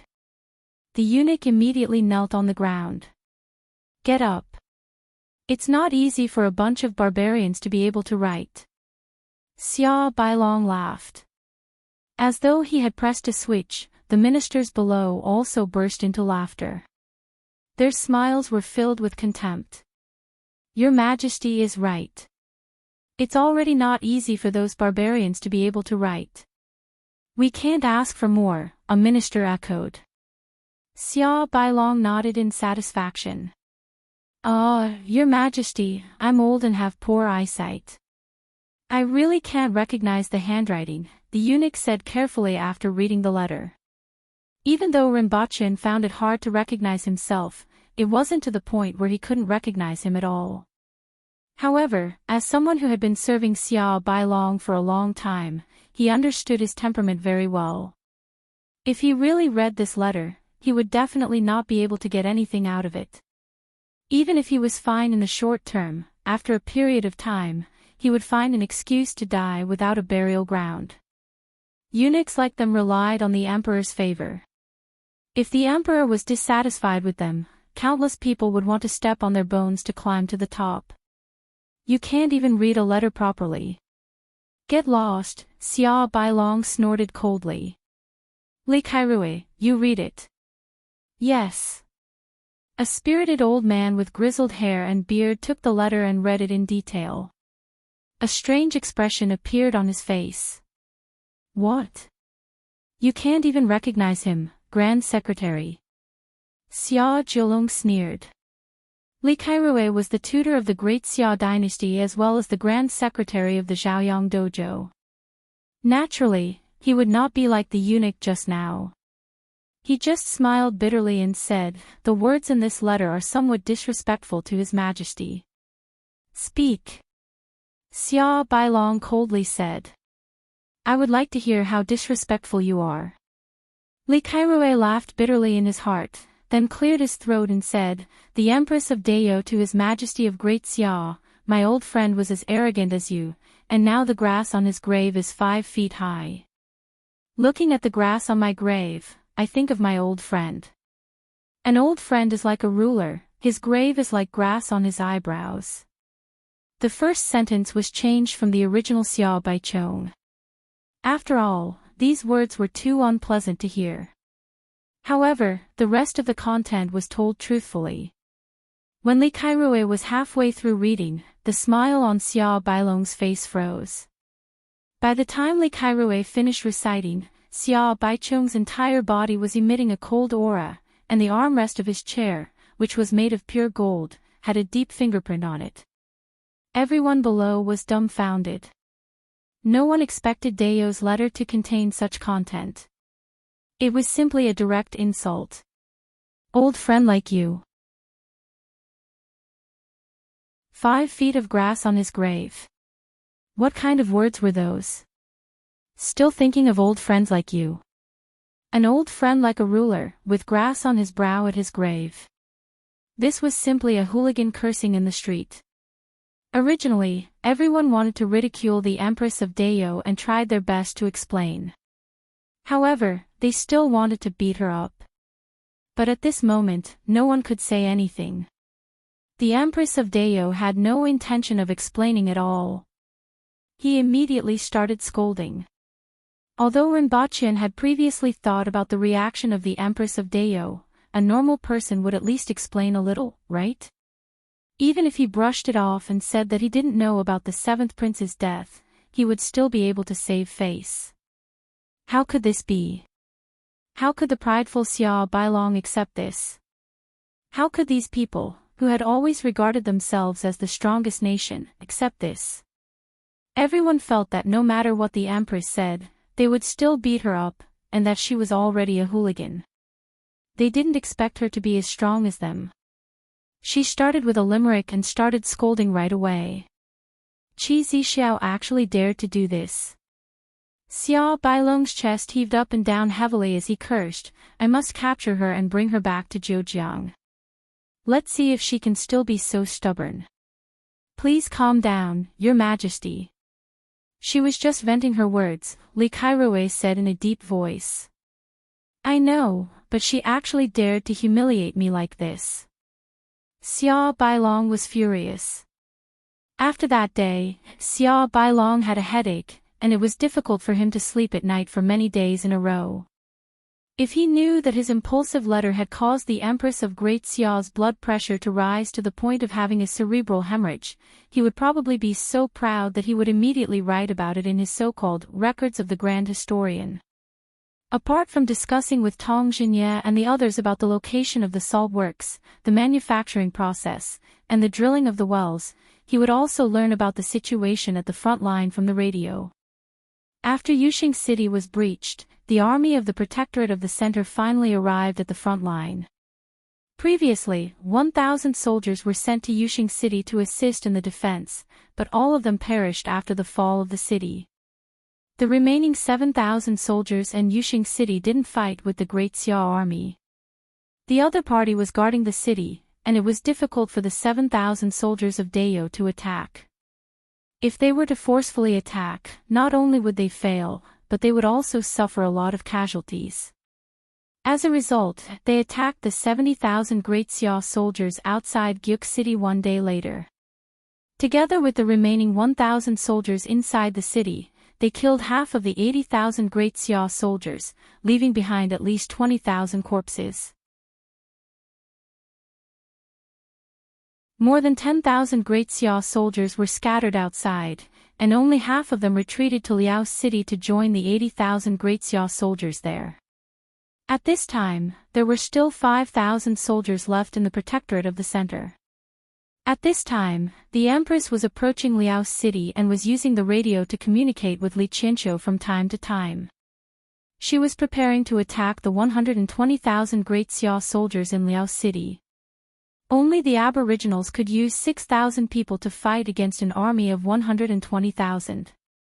Ren Baqian found it hard to accept that 1,200 of the 6,000 winged cavalry warriors were at least at the Earth will level. After all, the education on Earth was about hundreds of thousands of soldiers surrounding hundreds of thousands of enemy soldiers, and they had received this education for more than 20 years. Now, a few thousand soldiers were fighting against hundreds of thousands of enemy soldiers. Even though he knew that the strength of an Earth will expert wasn't comparable to that of an ordinary army, this number still made him feel uncomfortable. Ren Baqian sat on the ground with a drill model in front of him. He gently tapped his finger on a small piece of wood behind the model, and the drill bit drilled into the ground with the help of a lever. It didn't take long for a small hole to be drilled. The surrounding students looked curiously at the model that Ren Baqian was fiddling with. Although they had learned a little physics, it was all theoretical, and they only talked about optical fibers. This was the second time they saw a mechanical model that could be used in real life. As such, they were very curious and carefully observed it. This was what they wanted to learn in the future. The first time they saw Ren Baqian's motorcycle, which had been successfully turned into a pile of scrap metal. After fiddling with the model for a long time, Ren Baqian retracted his hand and said to Tong Xinye, "This is basically what happened. The rest is up to you guys. Sir Ren isn't staying here." Tong Xinye was slightly stunned. "It's about time. I'm going to the front line to take a look," Ren Baqian said casually with the aura of an expert who looked down on his enemies. Those who weren't familiar with him wouldn't be able to tell that he was acting cool. "Sir Ren, it's better for you to stay here so that everyone can be less worried," Tong Xinye said with a strange look on his face. Previously, he had been assassinated twice, and each time, Her Majesty flew into a rage. Now, he still wanted to go to the front line. Should he say that he was magnanimous or that he didn't know what was good for him? As long as you stay here peacefully and don't get into any trouble, that will be the greatest contribution you can make. Renbochin stared at him and said, "Do you really think I'm made of clay? I don't even have the ability to protect myself. Let me tell you, I'm even afraid of myself when I get angry. You're really made of clay." Tong Jingyan nodded seriously.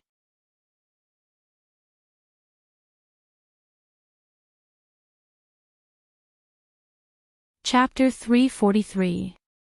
When they went up the mountain, they brought a bunch of glass bottles. When they went down the mountain, they brought a bunch of metal sheets and wooden boxes.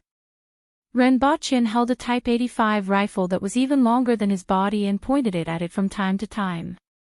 "Teacher, what is this?" Shurgan came over and asked. Everyone had been pondering over the thing in Renbochin's hand for a long time. No matter how they looked at it, it looked like the gun that he used in the classroom. But how big was that one? How big was this? If this was used on a person, the consequences would make everyone shudder. "Do you want to know?"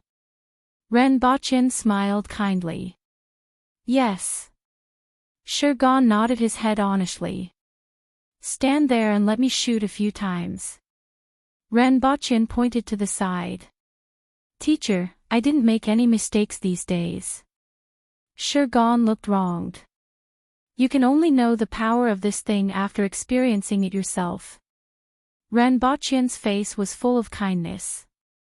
When Shurgan saw his smile, he shrank his neck and ran to the back of the crowd.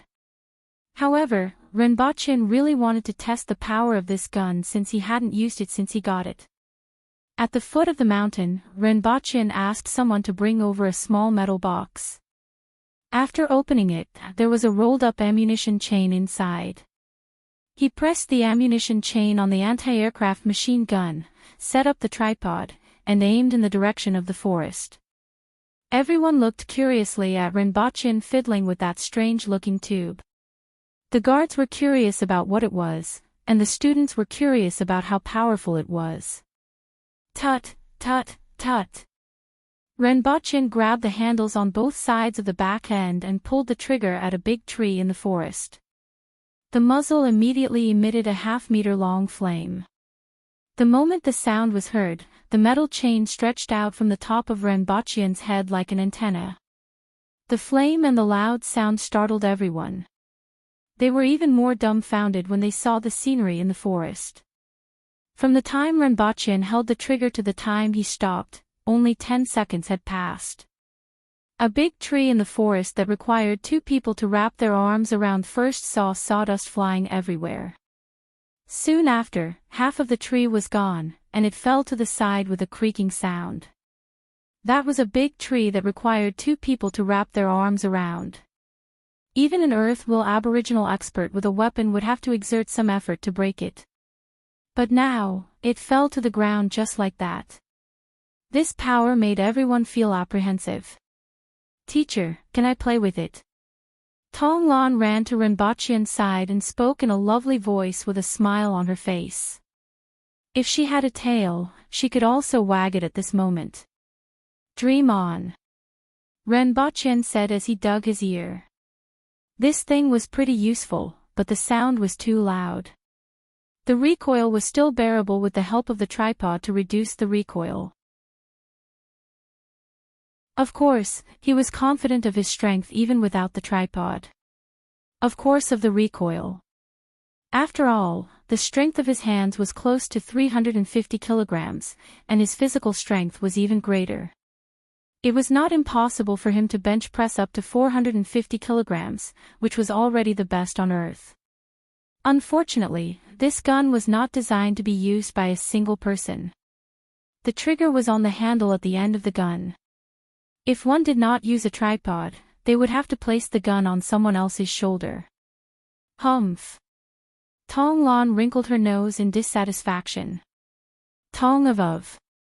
Of Tong of. Of. Of. Of. 2. Of. To. Of the 2 of the 2 of to 2 of to 2. Were to 2 of to 2 of. Otherwise, 60 rounds would be used up too quickly. Renbochin only had a total of 20 ammunition chains.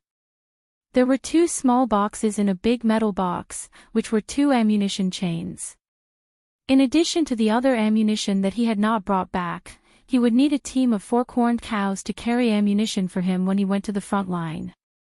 When Renbochin hung the gun on the 4 corned cows' back, that group of students swept up all the bullet casings on the ground and took them back as souvenirs. Just like when Renbochin was young, even a bullet casing could be regarded as a good thing. Following which, it took them 1.5 days to return to the city. Renbochin was somewhat surprised to see Shurqing coming to greet him. "Sir Ren, you have done a big thing this time," Shurqing said as he pulled Renbochin's arm. The production of salt was too important to Deo. Even Shurqing couldn't sit still.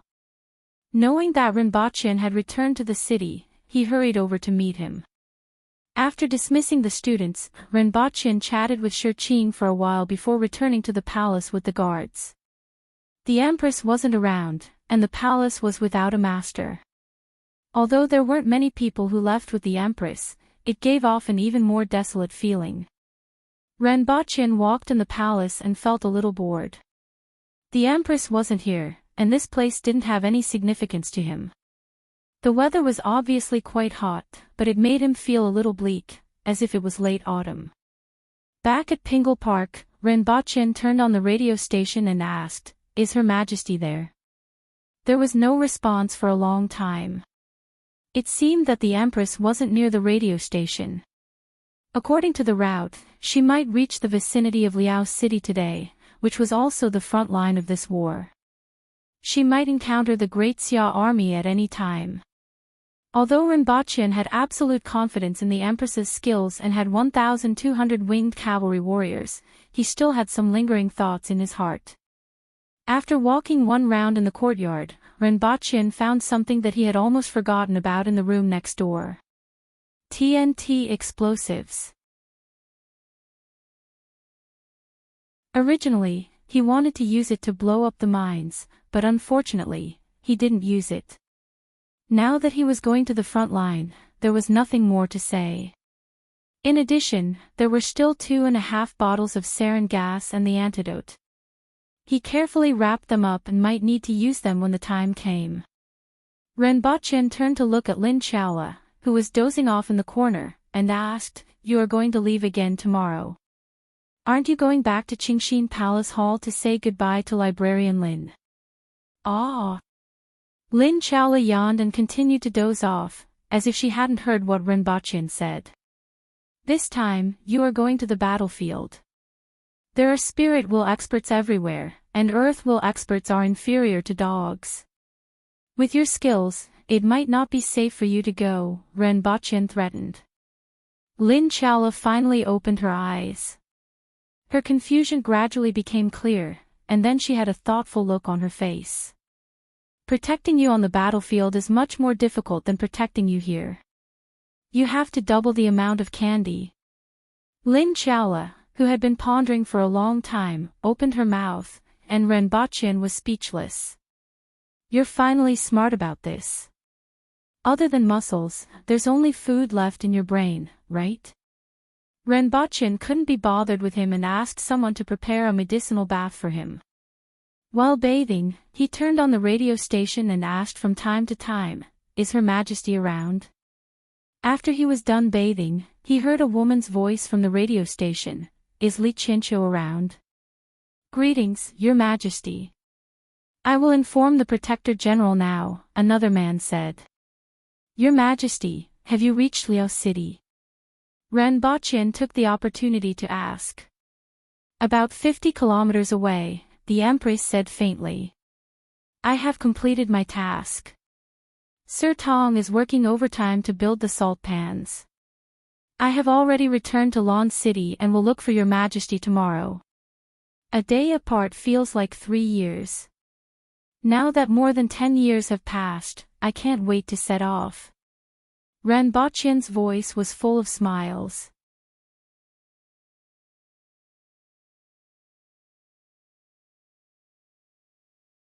Chapter 344. Early the next morning, Ranbocchen left the city with his guards and headed straight north. In the past, he had seen on TV that the generals had long weapons like broadswords and lances hanging on their horses, and each of them looked majestic. At this moment, Ranbocchen was standing beside the fork-horned cow with a retracted Type 85 anti-aircraft machine gun. He felt that he was more awe-inspiring than them. Even though 2 days had passed, the guards beside him would still occasionally look at the 2-meter-long anti-aircraft machine gun. The test fire that day had left a deep impression on everyone. It took the Empress 13 days to travel from Lon City to Liao City. Ranbocchen estimated that they would arrive in 9 days, and this was after he had to return to Earth for 2 days. At that time, he would be able to display the strength of the tech party and show them what it meant to be unparalleled. At the thought of this, Ranbochen's heart was on fire. He felt that his great spear was thirsty and couldn't wait any longer. Not long after Ranbocchen and the rest set off, the Empress encountered the mounted scouts from Great Xia. When they were still a few hundred meters away, the other party encountered the winged cavalry's mounted scouts and turned around to run back. The goat riders were simply too easy to recognize. The winged cavalry was the only organized army that used giant goats as mounts. Furthermore, the winged cavalry was the focus of the Great Xia people, and they could be recognized just by looking at the equipment and mounts of the mounted scouts. A few winged cavalry scouts watched as the other party left, leaving behind a trail of dust. They turned their horses around and reported to the Empress. "Your Majesty, we have just encountered the scouts from Great Xia. I'm afraid they will know very soon." "How far is it from Liao City?" the Empress asked faintly. 50 li to go. Get ready to face the enemy," the Empress said faintly as she reclined on the thick hide of the golden throne. She supported her head with one hand and held a wine glass with the other. "Turn on the radio," the Empress said again. Hong Wuan immediately turned on the radio. "Li Qinqiu, where are you?" the Empress asked. After a while, Li Qinqiu regained his composure. "Your Majesty, we have arrived at Pingjin Mountain." Pingjin Mountain was about 15 kilometers west of Liao City, and its speed was similar to that of the Empress's. This was also the reason why both parties had always been in contact. In a while, the winged cavalry will charge straight for the main camp of the Great Xia army after breaking through the intercepting enemy troops. At that time, the Great Xia army will definitely be in chaos. After breaking through the interception, you will seize the opportunity to launch a surprise attack. When the Empress said this, her face was slightly flushed and her eyes were as bright as the stars. It was unknown how much she was drunk or how much she was excited about the upcoming battle. As for whether the winged cavalry could break through the blockade, she had never considered this question. It would be a joke if 1,200 Earth-will-level knights couldn't break through the interception of the Great Xia army. At the east gate of Liao City, 25,000 soldiers of the Great Xia surrounded this place and took turns to attack. Towering ladders were being lifted up and placed on top of the city wall. War cries could be heard from every inch of the city wall. From time to time, people would scream miserably as they fell from the city wall. There were even more people lying silently on top of the city wall. A middle-aged general in iron armor stood in front of the tent, looking at the distant city wall, his brows tightly furrowed. This Liao City was simply too tough. 1,000 defenders, 2,000 soldiers who had retreated from Shun City, and the common people of the city had blocked the 70,000-strong army for a full 10 days. Countless corpses were left behind. At this time, a few mounted scouts quickly ran back to the camp. "Sir, we found traces of the winged cavalry 25 kilometers away." The middle-aged general, who was stroking his beard with his right hand, paused for a moment. Then, he asked in a deep voice, "Do you have detailed information on the enemy?" "I encountered the enemy's mounted scouts before I could get close and returned to report to the general. However, from the dust I saw in the distance, there are only about 1,000 of them, not more than 2,000. They will be able to get close in about 4 hours. Quickly go and continue to investigate." Then, the middle-aged general raised his voice and said, "Someone, go to the main camp and inform the great general." An hour later, 15,000 of the 25,000 soldiers outside the east gate of Liao City headed in the direction of the Empress. At the same time, another 10,000 soldiers rushed over from the north of Liao City. Although there were only slightly more than 1,000 of them, Great Xia didn't dare to take them lightly. The strength of these 1,000 winged cavalry warriors was already equivalent to that of an army of tens of thousands. Furthermore, they were more mobile. Earlier, another 10,000 soldiers from the northern barracks of Liao City were dispatched to the west gate of Liao City and joined with the 30,000 soldiers outside the west gate. They surrounded the west gate and were also on guard against the 5,000 aboriginal soldiers near Mount Pingjin. The generals of Great Xia had been dealing with Dao for more than 10 years. Naturally, they knew how powerful the aboriginal soldiers, whose weakest was at the manual level, were. They also knew how powerful the 1,000 winged cavalry warriors were. At this moment, the winged cavalry and the Great Xia soldiers from the Protectorate of the Center, who had defeated the Great Xia soldiers from Gyuk City, arrived in the vicinity of Liao City. This made the Great Xia soldiers somewhat afraid to act blindly without thinking. They even felt that their military strength was somewhat stretched. Even the siege from 3 directions gradually stopped, allowing the defenders and commoners in Liao City to temporarily heave a sigh of relief. At this moment, only half of the 3,000 soldiers in Liao City were left. If it weren't for the commoners who went up to the city wall to pick up the weapons of the fallen soldiers to kill the enemy, they probably wouldn't have been able to hold on. One had to know that they had persevered for nearly 7 days under the fierce attack of the 70,000 soldiers. Then, they had persevered for 2 days under the joint attack of the 40,000 Great Xia soldiers who had retreated from Gyuk City. At this point in time, the city wall was in ruins. When one stepped on it, there would be blood everywhere. The smell of blood had already numbed everyone on the city wall. When the Great Xia soldiers retreated, it was unknown how many people were directly sitting in the blood. Most of them were ordinary commoners who Renbachian felt were very simple. However, when they picked up their weapons, they caused the Great Xia soldiers to bleed profusely. Over the past few days, at least 20,000 corpses were left at the bottom of the city wall. The losses in Liao City were equally disastrous. When the Empress and the winged cavalry arrived about 5 kilometers southeast of Liao City, they saw the Great Xia soldiers blocking their way. At a rough glance, there were at least 20,000 of them. Their halberds and spears were as dense as a forest, and many of their armors were stained with blood. An austere and somber aura swept over them.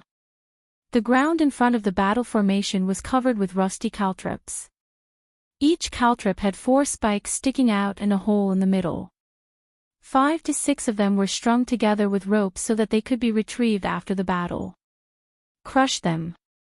The Empress stood on the golden throne and looked at the battle formation in the distance. Her body was overflowing with murderous intent. Dismount. Following the command, more than 1,000 winged cavalry warriors uniformly dismounted from their horses. Ha! Everyone let out a loud shout. The combined roars of more than 1,000 people were like an explosion, immediately causing a slight commotion in the front line of the Great Xia army in the distance. Kill, a man ordered. Kill. More than 1,000 winged cavalry warriors quickly approached the front line in 3 rows. Their hands were holding onto the hilts of their swords, and their bodies were emitting an ice-cold murderous aura. Even when facing an enemy that was 20 times their number, they didn't show any signs of retreating. This was the most elite winged cavalry of the Aboriginals. Shoot! A command was issued from the Great Xia army. With a buzzing sound, countless white feathers transformed into black shadows that blotted out the sky and the sun before crashing down again. It was like a rainstorm. At this moment, countless figures soared into the sky to meet the arrows. The long swords in their hands turned into rays of cold white light that shot down the rain of arrows. Shoot! Another wave of arrows was shot from the Great Xia battle formation. Another few hundred figures soared into the sky. Kill! The eyes of many winged cavalry warriors were scarlet as they stared at the battle formation in front of them. They leaped up, crossed over 10 meters, and went straight for the sea of spears in front of them. Like a tiger entering a flock of sheep, it set off a sea of blood. Looking from above, it looked like dozens of scalding steel knives had cut into a huge piece of cream. First, it was cut open, and then it melted on both sides. The battle formation of Great Xia immediately became fragmented. The Empress stood on the throne and drank a cup of wine. Then, she threw the wine cup to the ground and broke it into countless pieces. Following which, a red shadow crossed a distance of hundreds of meters in a few flashes, stepped on countless heads of the Great Xia soldiers, and pounced toward the rear of the battle formation. Her clothes were as red as blood. P.S. Recommend a book, suddenly transmigrated. Ever since I was young, I always had a bad habit. It was that whenever I had a nightmare, I would teleport. Therefore, when I was very young, I traveled to all the countries in the world. However, there was a bug in this habit of mine. I couldn't control the destination I wanted to go to. Just like just now, I was having a good sleep at home. In the end, I had a nightmare and instantly transmigrated to a warm and fragrant bed. Where was this?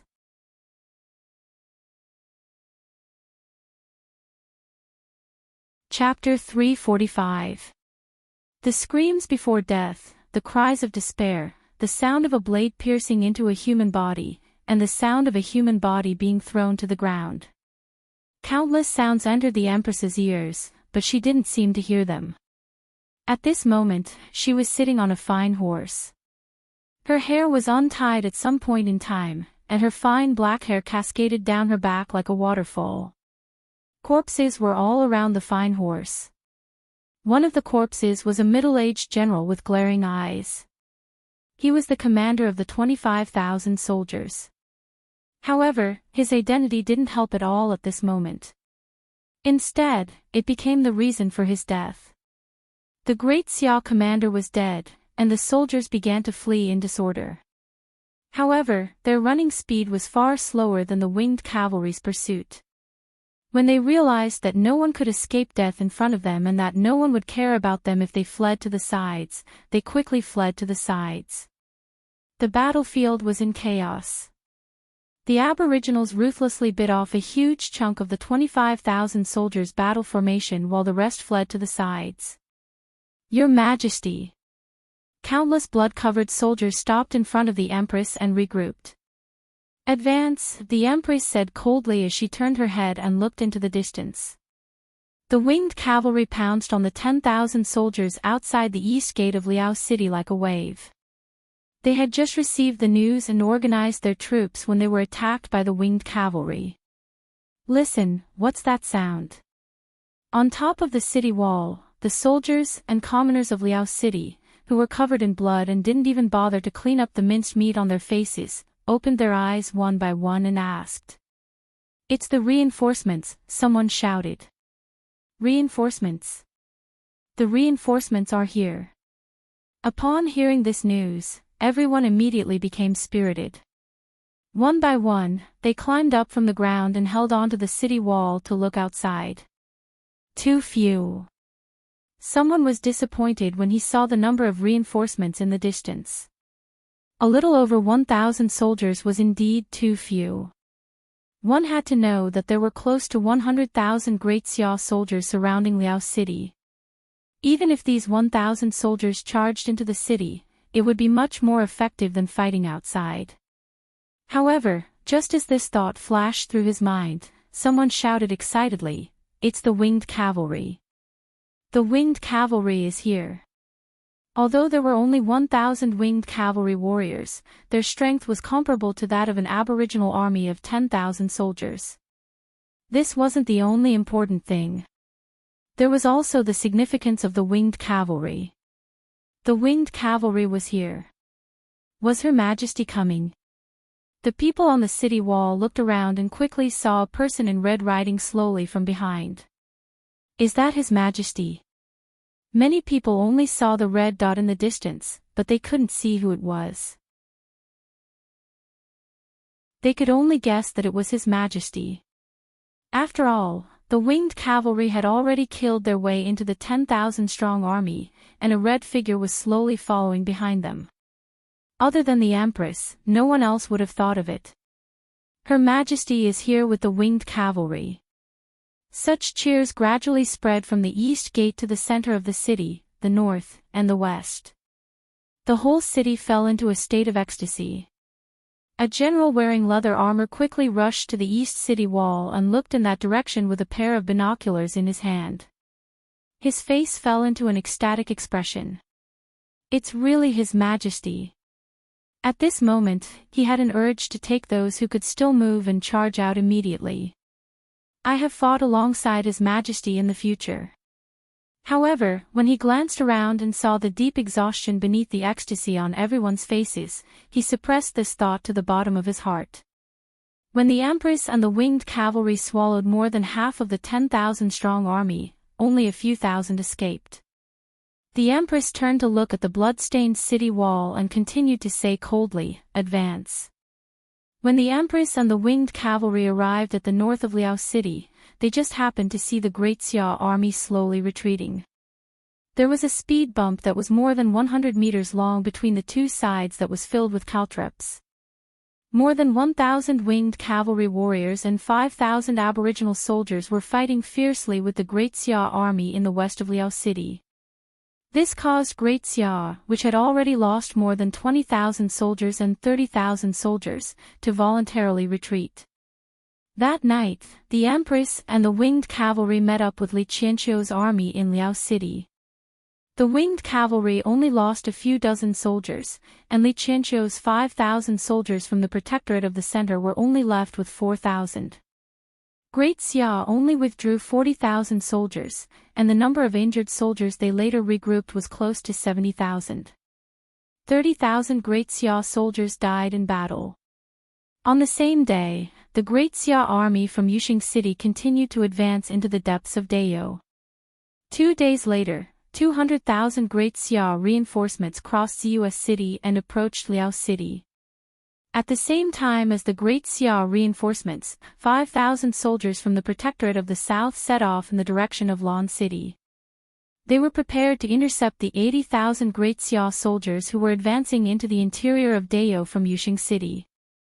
At this point in time, Great Xia had already invested 700,000 soldiers. Of the 500,000 soldiers that were deployed for the first time, 200,000 were sent to besiege Tiesua Pass in Shun City, and the remaining 300,000 soldiers were sent to the 80,000 soldiers from Yuxing City and 70,000 soldiers outside Liao City. There was a total of 150,000 soldiers, as well as an unknown number of Great Xia practitioners from the sections. According to the estimates of the Protectorate of the North, there should be about 10,000 soldiers. Among them, the weakest were at the man-will level, and there were many earth-will experts. Even though they couldn't compare to the aboriginal warriors of the same level in terms of strength, the combat power of both sides was greatly reduced. Unless they encountered an elite unit like the winged cavalry, they would be able to cause considerable damage to the majority of the aboriginal army. This was especially so when they were mixed in with the ordinary Great Xia soldiers and suddenly appeared in small teams during the battle. They were especially threatening. The war had only started for half a month, and 150,000 soldiers had already been lost. The war in this world was more brutal and bloody than what Rinpoche knew. After all, the lethality of those experts was too great, and the ordinary people on Earth couldn't compare to them. An ordinary person might not be able to lift his arm after swinging his sword for 15 minutes, but a man-will expert could swing his sword for 2 hours. An earth-will expert wouldn't feel too tired even if he killed for half a day. On the side of the Aboriginals, only 22,000 of the 30,000 soldiers from the Protectorate of the North were left, 4,000 of the 8,000 reinforcements from the Protectorate of the North were left, and the civilian casualties in Ziue, Liao City, and Yushing City were more than 10,000. Every day, Rinpoche listened to the communications at the front line through the radio station and took notes of the current war-loss ratio. Excluding those killed by the winged cavalry, the current war-loss ratio between Dayo and Great Xia was 1:10. If the casualties of the Aboriginal civilians who had considerable combat power were included, it should be within 1:10 or even 1:5. Such a war-loss ratio was acceptable for Great Xia, but it was unacceptable for Dayo. One had to know that Great Xia still had 550,000 soldiers, and the Aboriginals could only mobilize the 22,000 soldiers from the Protectorate of the North, the remaining 4,000 reinforcements from the Protectorate of the South, and the 5,000 reinforcements from the Protectorate of the South. Even if the winged cavalry were to be used as an army of 10,000, it would only be slightly more than 40,000. Great Xia's confidence didn't only come from these 700,000 soldiers, but also from the 500,000 new soldiers that were being prepared. As for Dayo, they had 20,000 new soldiers and another 20,000 new soldiers that were being recruited.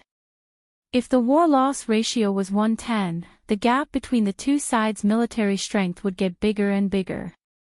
This was also the first time that Rinpoche realized that there was actually such a situation where the enemy's casualties were 1/10 of the enemy's, but their losses were actually more severe than the enemy's.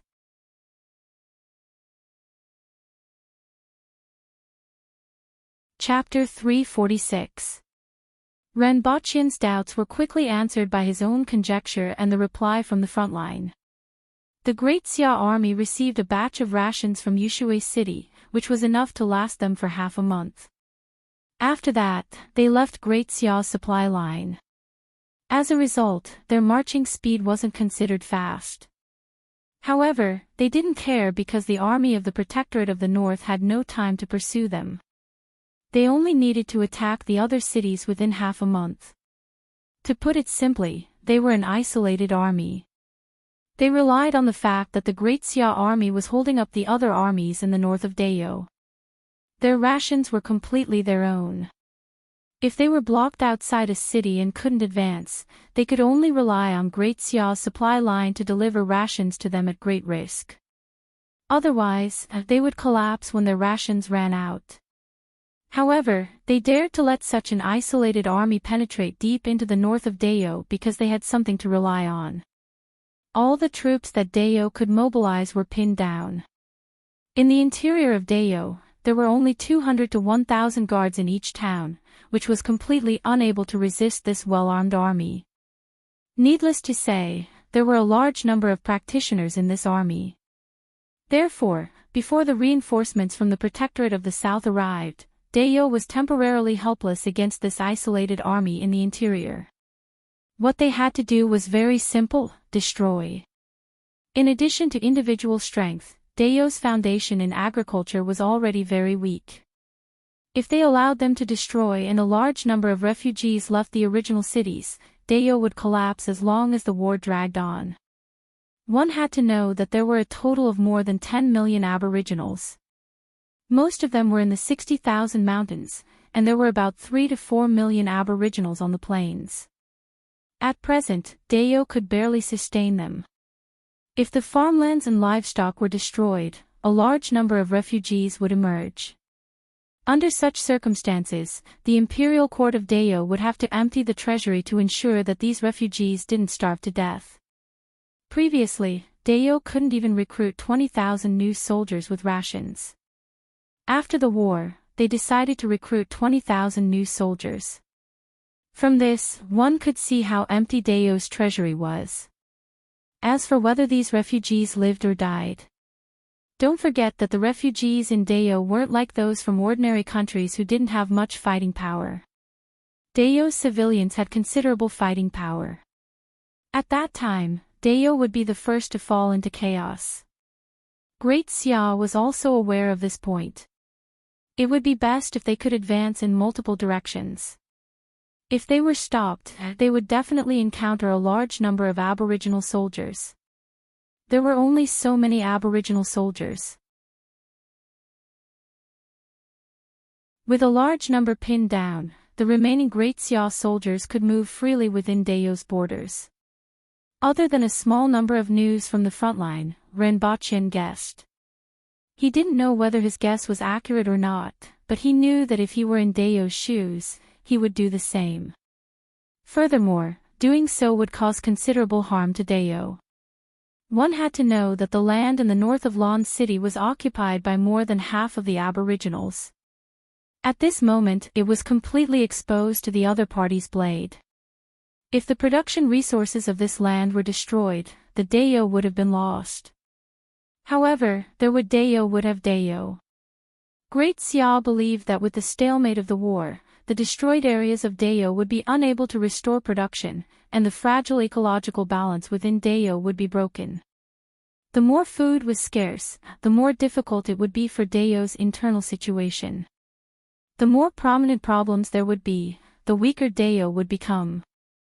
Just like a healthy person, if their immune system was destroyed, they would suffer from various diseases and eventually die. In Rinpoche's opinion, high-yielding crops like sweet potatoes, pumpkins, and potatoes would mature. Even though they couldn't be used as food for the army, they could still ensure that the refugees wouldn't starve to death. As Deo's combat potential was unearthed, Deo would become stronger and stronger. Don't forget that Deo recruited 20,000 soldiers. According to the ratio, Great Xia had to recruit 200,000 soldiers. The Aboriginals could be considered soldiers. Over 10 million Aboriginals could recruit millions of soldiers. Could Great Xia do the same?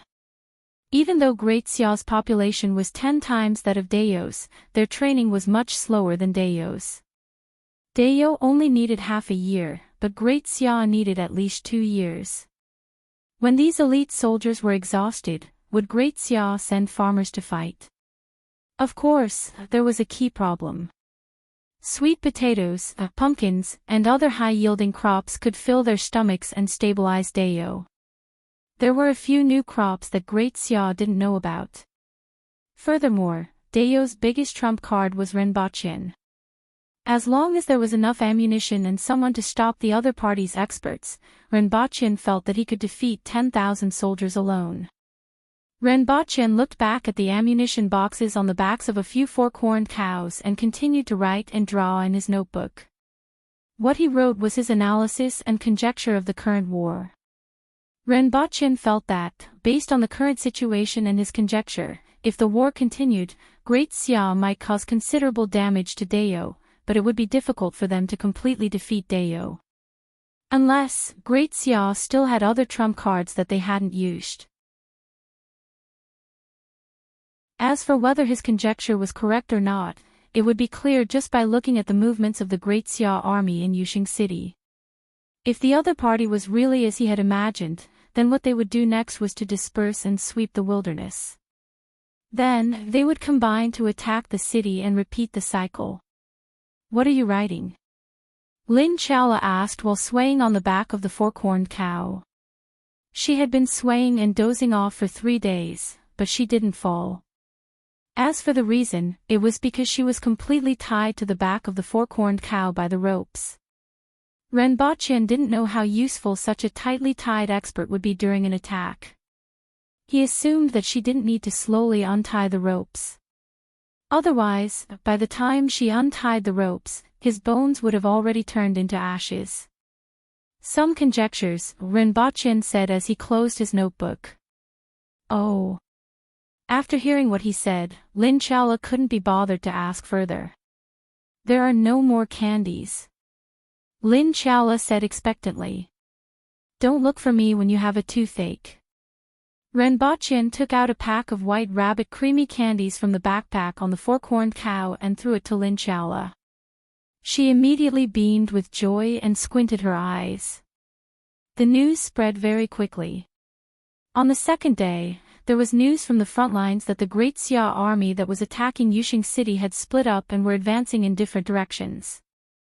After hearing this news, Renbaqian immediately knew that the other party was probably as he had guessed. Thus, he explained his conjecture of Great Xia's attack strategy through the radio. "Sir Ren, what do you think is the possibility of this?" Hong Wu's weak voice came from the radio. "After eliminating all the impossible reasons, there is only one truth." Renbaqian adjusted his sunglasses. War isn't just about killing the enemy's strength. Destroying the enemy's economy and production is also an effective method. Furthermore, Great Xia doesn't only have these 80,000 soldiers. Don't forget that Great Xia still has 200,000 soldiers. It is entirely possible that a portion of them will converge with the Great Xia army outside Liao City while the other portion will continue to advance. Cough cough. Protector Generally, what do you think? Hong Wu asked. I think it's possible, Li Qianqiu said after remaining silent for a while. I also think it's possible, Hong Wu said softly. In Liao City, the Empress listened to the contents of the radio. She gently tapped the armrest of her chair with her fingers and asked faintly, "What do you think?" Hong Wu and Li Qianqiu frowned and thought hard. "I have an idea," Renbaqian immediately said. "Speak." The Empress nodded even though Renbaqian couldn't see her movements. In addition to the few cities that are currently embroiled in the flames of war, there are 16 other cities north of Lan City that are defended by 4,600 soldiers from the Protectorate of the Center. What if he mobilized these 4,600 soldiers? Given the current situation in each city, it will be very difficult for them to resist the attack of the Great Xia army. They can only delay for some time. Since this is the case, why don't we transfer these soldiers to one place? Instead, it will cause more trouble for them. Otherwise, even if 5,000 reinforcements from the Protectorate of the South arrive, it will be very difficult to stop over 80,000 Great Xia soldiers and those practitioners from the martial arts world. In that case, the area north of Lan City will be completely defenseless. The other party doesn't need to unite their troops and just needs to attack separately. Hong Wu shook his head slightly and felt that Renbaqian's idea was too simple. We can set up a militia regiment. In the past, the military was affected by ordnance and rations. Now, the problem of ordnance has been solved. As for rations, during wartime, every Aboriginal should contribute to defend their homeland. Furthermore, they can also receive a steel saber as a weapon. I believe that many people will be interested in it. At that time, the meritorious deeds during the war will be recorded and the rewards will be distributed after the war. Tell me in detail. The Empress's interest was piqued. The term militia regiment was refreshing to her.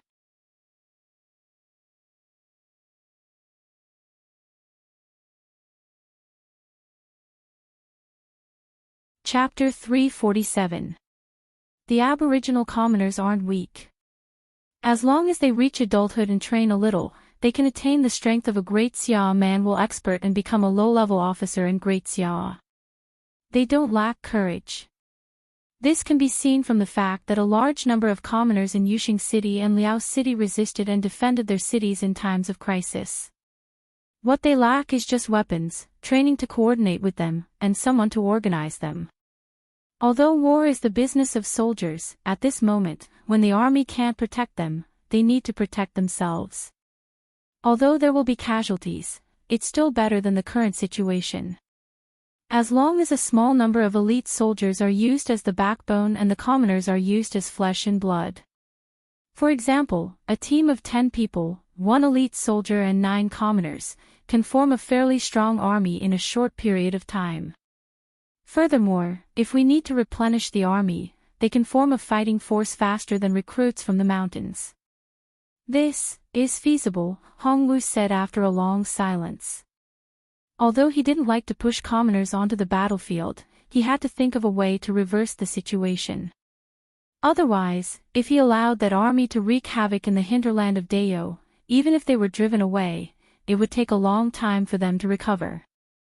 Not to mention the 200,000 reinforcements from Great Xia. As long as 100,000 reinforcements joined with the 70,000 soldiers outside Liao City, they would be able to stall the winged cavalry and the soldiers from the Protectorate of the Center in Liao City. If the 100,000 reinforcements also entered the hinterland of Dao, there would be more than 180,000 reinforcements. Even if the 5,000 reinforcements from the Protectorate of the South arrived, it was very likely that they would be swallowed by them. If that happened, the situation would be even more difficult.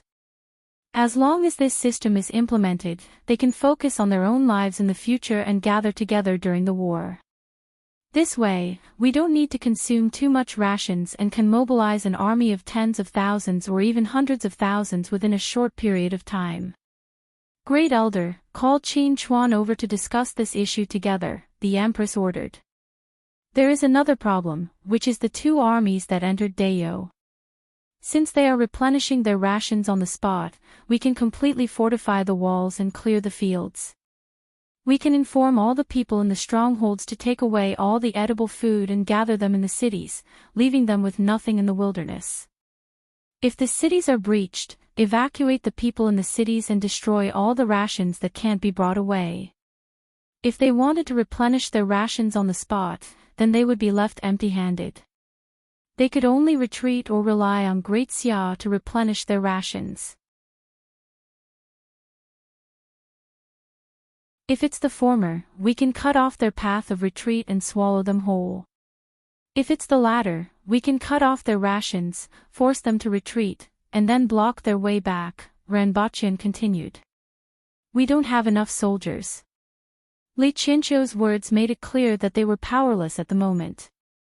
In the face of the aggressive Great Xia, Dao fell into a passive position in a short period of time. If the 16 towns to the north of Lan City were to be implemented according to the method just now, we would be able to deploy at least 3,000 soldiers. Although more than half of the soldiers to the south of Lan City have been deployed, we should still be able to assemble 1,500 soldiers, right? Together with the 5,000 reinforcements from the Protectorate of the South, they would be able to make up a total of 9,500 soldiers. Furthermore, even though the Empress's winged cavalry seemed to be delayed in Liao City, they could be dispatched at any time. At that time, they would be able to take down one of the two armies. We have a radio station so we can communicate with each other at any time, but they can't. At the mention of the radio station, everyone felt a little more relaxed.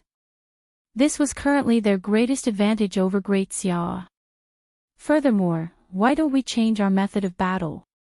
We have fewer people than them, and our 8,000 soldiers have the combat power of their 80,000 soldiers. In terms of flexibility, we are also much better than them.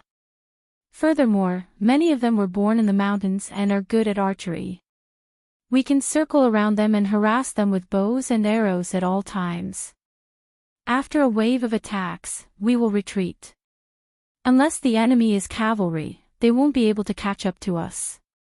We can directly annihilate a small number of cavalry soldiers, Renbaqian continued. Even though our soldiers have stronger arm strength than the Great Xia soldiers, in terms of archery, we are inferior to Dao. As a result, the shooting range of both sides is very close.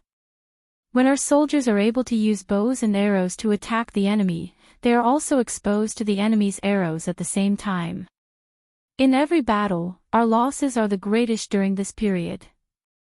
On the contrary, when both sides engage in close combat with real swords and spears, the losses will be much smaller, Hongwu answered Renbaqian's question. It's not that we don't have a solution. We just need to move quickly. The Great Xia army is bloated, and they are much less flexible than us. Renbaqian pondered for a while and thought about the army of Genghis Khan. Even though the aboriginals relied on their two legs, their running speed wasn't very fast. But when we reach the vicinity of the Great Xia army, they have already discovered us. Hongwu insisted on his own opinion on this matter. Renbaqian didn't refute him anymore. In this aspect, Hongwu knew more than him. It was better for him to stay at the front line for a period of time before deciding. Following which, everyone discussed the issue of strengthening the militia and clearing the fields for a long time. Renbochin really wanted to name the militia the City Management Brigade. Just this name alone would provide a 30% increase in combat power. Unfortunately, the Empress's veto power directly rejected this idea. Although strengthening the defenses and clearing the fields was currently the right method, the people of Deo felt a little heartache at the thought of destroying crops that hadn't even matured yet. After this battle, everyone in Deo would probably have to tighten their bellies. Don't worry about the food. It will be fine as long as the sweet potatoes are ripe. Furthermore, Great Xia doesn't lack food, Renbochin comforted everyone. As long as the current Great Xia army was crippled, the situation between the two sides would be reversed. Great Xia's land would be free to be used as they pleased. After the agreement was made over the radio, the Ministry of War immediately started to work on the militia. Large quantities of weapons that were originally intended to be used to equip the new recruits were transferred to the various towns in the north of Lan City. Shi Qing also ordered the various towns to gather the commoners in the nearby strongholds. Those that could be brought along would be brought along and those that couldn't be brought along would be destroyed. The entire north of Deo was in motion. On the other hand, Renbochin continued his journey northeast. After traveling for a day, he rested for the night in a stronghold. "Sir, how's the situation now?" Early in the morning, the chief looked at Renbochin and the rest who were preparing to eat and asked. The commoners didn't understand the current situation of the war, but they had heard that a city in the north had already been destroyed by the Great Xia army. "The order will be issued soon. All the strongholds will gather the food and enter the nearest town. Those that can be brought along will be brought along and those that can't be brought along will be destroyed." Even if the chief didn't ask, he still had to say it. This place was already too close to the front line. "How can we do that?" The chief was shocked. At present, the vegetables in the fields would be ripe in another half a month. At that time, a portion would be used for their own use and a portion would be sold in the city in exchange for meat. This would be enough to cover nearly half of their rations. As for the other half, it would be the water buffaloes and other livestock that were raised in the stronghold. If they were to lose half of their rations, they would probably have a hard time in the future. The Great Xia army will be here soon. These rations will not be destroyed because they are prepared for them.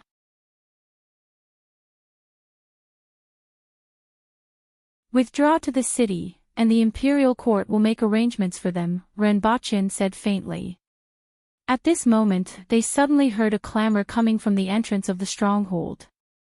"Sir, it's the Great Xia army." Shi Hu's face darkened after listening attentively. Renbochin tilted his head. "You guys run faster than Chow Chow."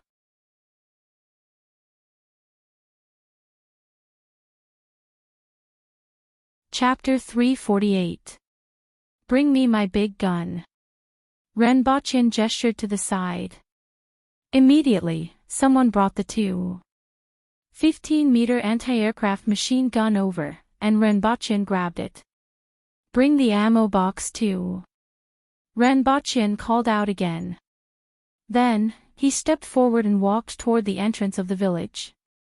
Shi Hu hurriedly followed behind him. "Wake up the one who's still sleeping," Renbochin said without turning his head.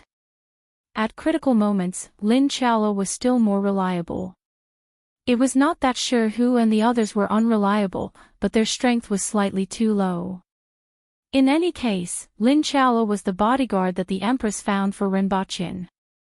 The Empress should have a good understanding of her strength. When they arrived at the entrance of the stronghold, the main gate of the stronghold was being pulled shut. It was a little chaotic here. Some people were blocking the gate while others were looking for weapons. It was a mess. "Who are you? How many are there?" Shi Hu caught a person and asked. "It's the Great Xia army. There are at least a few thousand of them," the person who was caught said anxiously. Renbochin went up to the corner tower of the stronghold and looked out. He saw a long line of soldiers advancing toward the stronghold from afar. The front line was at least a few kilometers away from the stronghold, and a lot of dust was kicked up behind them like a yellow dragon. "Can you tell how many there are?" Renbochin asked Shirhu. Following which, he said to the people behind him, "Bring me all the ammunition boxes and my bag." Then, he opened the 2 boxes and connected the ammunition chains together. Judging from the amount of dust they kicked up, there are at least 3,000 to 4,000 people, Shirhu said after a long time of silent calculation. Renbochin nodded and waited there. There were more than 300 old and weak people in the stockade village, and close to 200 young and strong people. In fact, aboriginals in their 50s could be considered young and strong.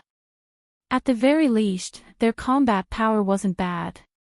Furthermore, these people were barely able to defend against 1,000 Great Xia soldiers, let alone a few thousand enemy soldiers.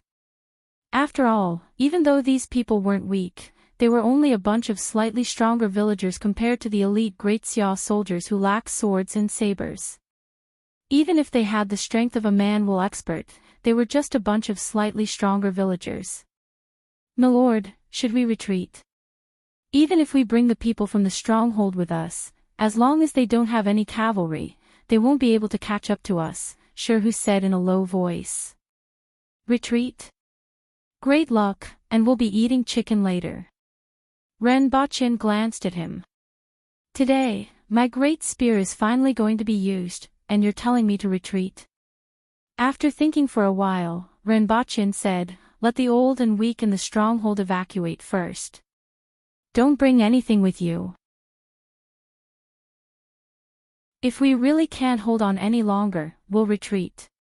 While they were talking, Renbochin's backpack and 20 ammunition belts were sent to the corner tower. The other wooden boxes were also piled up below. Renbochin took out a pair of binoculars from his bag. Through the binoculars, he was able to see more clearly and could even see the faces of the people in front. 4 people in a row were advancing in this direction with spears in their hands. It was impossible to tell how long it was. However, Renbochin saw the shadows of horses. Fortunately, there weren't many of them. "Let the old and the weak retreat. If they stay here, it will be troublesome if they really have to escape," Renbochin urged Shirhu. Shirhu glanced at the spear that Renbochin had set up. Even though he had seen the power of this thing that day, he wasn't sure if it could stop the Great Xia army. There were too many of them. If things didn't turn out well, they would let that girl take Sir Ren away first. No matter what, they would be able to hold them back for a while. At the thought of this, he went to make arrangements. Not long after, the old and the weak in the village, accompanied by dozens of strong young men, left the back of the village and headed straight for Shaojiang City, which was half a day's journey away. The front line of the Great Xia army arrived at a place 500 meters away from the village and stopped, waiting for the people behind them to arrive. "Do you really want to stop them here?" Lin Chaola finally came to her senses at this moment. She leaned against the wall of the corner tower and spoke unhurriedly.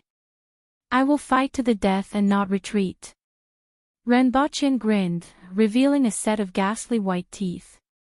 Lin Chaola looked at him suspiciously. When did he become so strong-willed? "How is it? Am I strong-willed?" Renbochin laughed mischievously. "Strong-willed? Just don't shout for help later." Lin Chaola threw a piece of white rabbit creamy candy into her mouth and carefully counted the amount of white rabbit creamy candy in her sachet.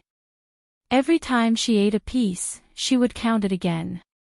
It might have something to do with her math teacher's early death, and she was afraid that she would lose the sweets. Renbochin turned his head and shouted, "Leave 2 people behind to help me reload the ammunition belts. The rest of you, stay in your respective positions. Each guard will be assigned to 3 able-bodied young men."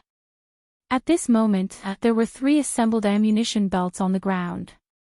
Each belt consisted of 5 ordinary ammunition belts connected together and contained 300 bullets.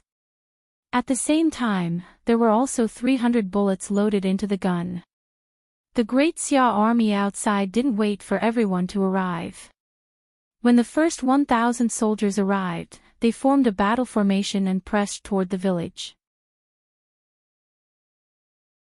Even though the footsteps of 1,000 soldiers weren't uniform, Renbaqian, who was on the corner tower, felt the ground tremble slightly. Let them come closer, closer so that they won't run away later. Renbaqian used his eyes to aim through the scope, aimed the muzzle at the front of the battle formation, and muttered softly. To be honest, it would be a lie to say that he wasn't nervous at all. In front of him was a battle formation of 1,000 soldiers. Even though Renbaqian had a gun in his hand, he was still somewhat nervous. He wasn't the only one who was nervous. The others were nervous as well. Needless to say, the able-bodied young men were facing thousands of elite Great Xia soldiers even though they had tough temperaments. Under such circumstances, staying here was practically a dead end. It was already extremely courageous for them to stay here at this time. Among them, there was a reluctance to leave their homeland and the thought of stopping the old and weak from leaving first. They would leave when they really couldn't stop the Great Xia army anymore. This was what most of them were thinking. Their faces were tense as they stared at the Great Xia army in the distance and clenched the weapons in their hands. Huzi, don't be lenient later, someone said to the young man beside him. Watch me. I will smash their brains in a while, the young man said with a thick wooden stick in his hand. Not long after, he asked again, can we stop them? Why should we? There are thousands of them. We will try to delay them until they are far away and we can't stop them anymore. Then, we will retreat, the strong man said. As for the other guards, they were already prepared to fight to the death and let Renbaqian escape. However, they still had some expectations in their hearts. They hoped that Renbaqian's weapon would really be able to stop the Great Xia army outside the village.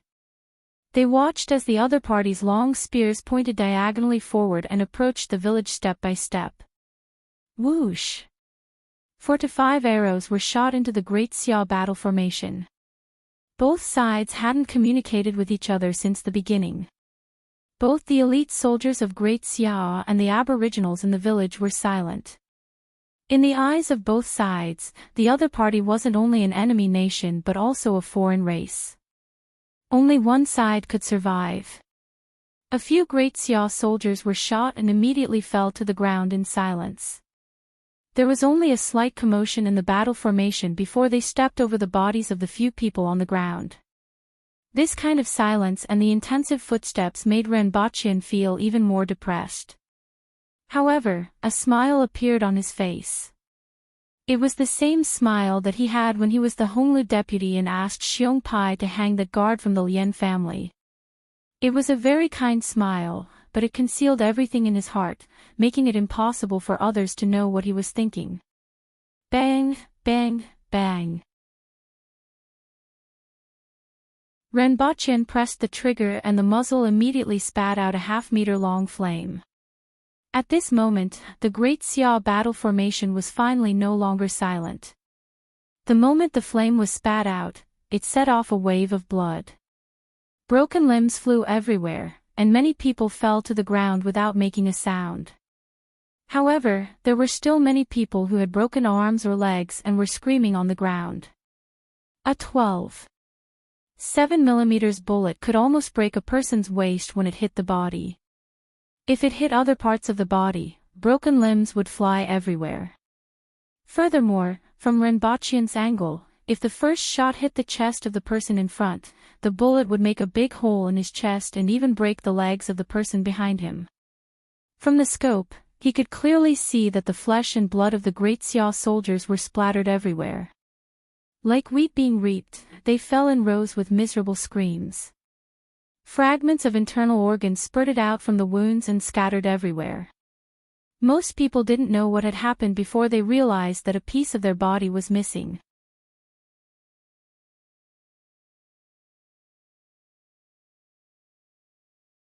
Chapter 349.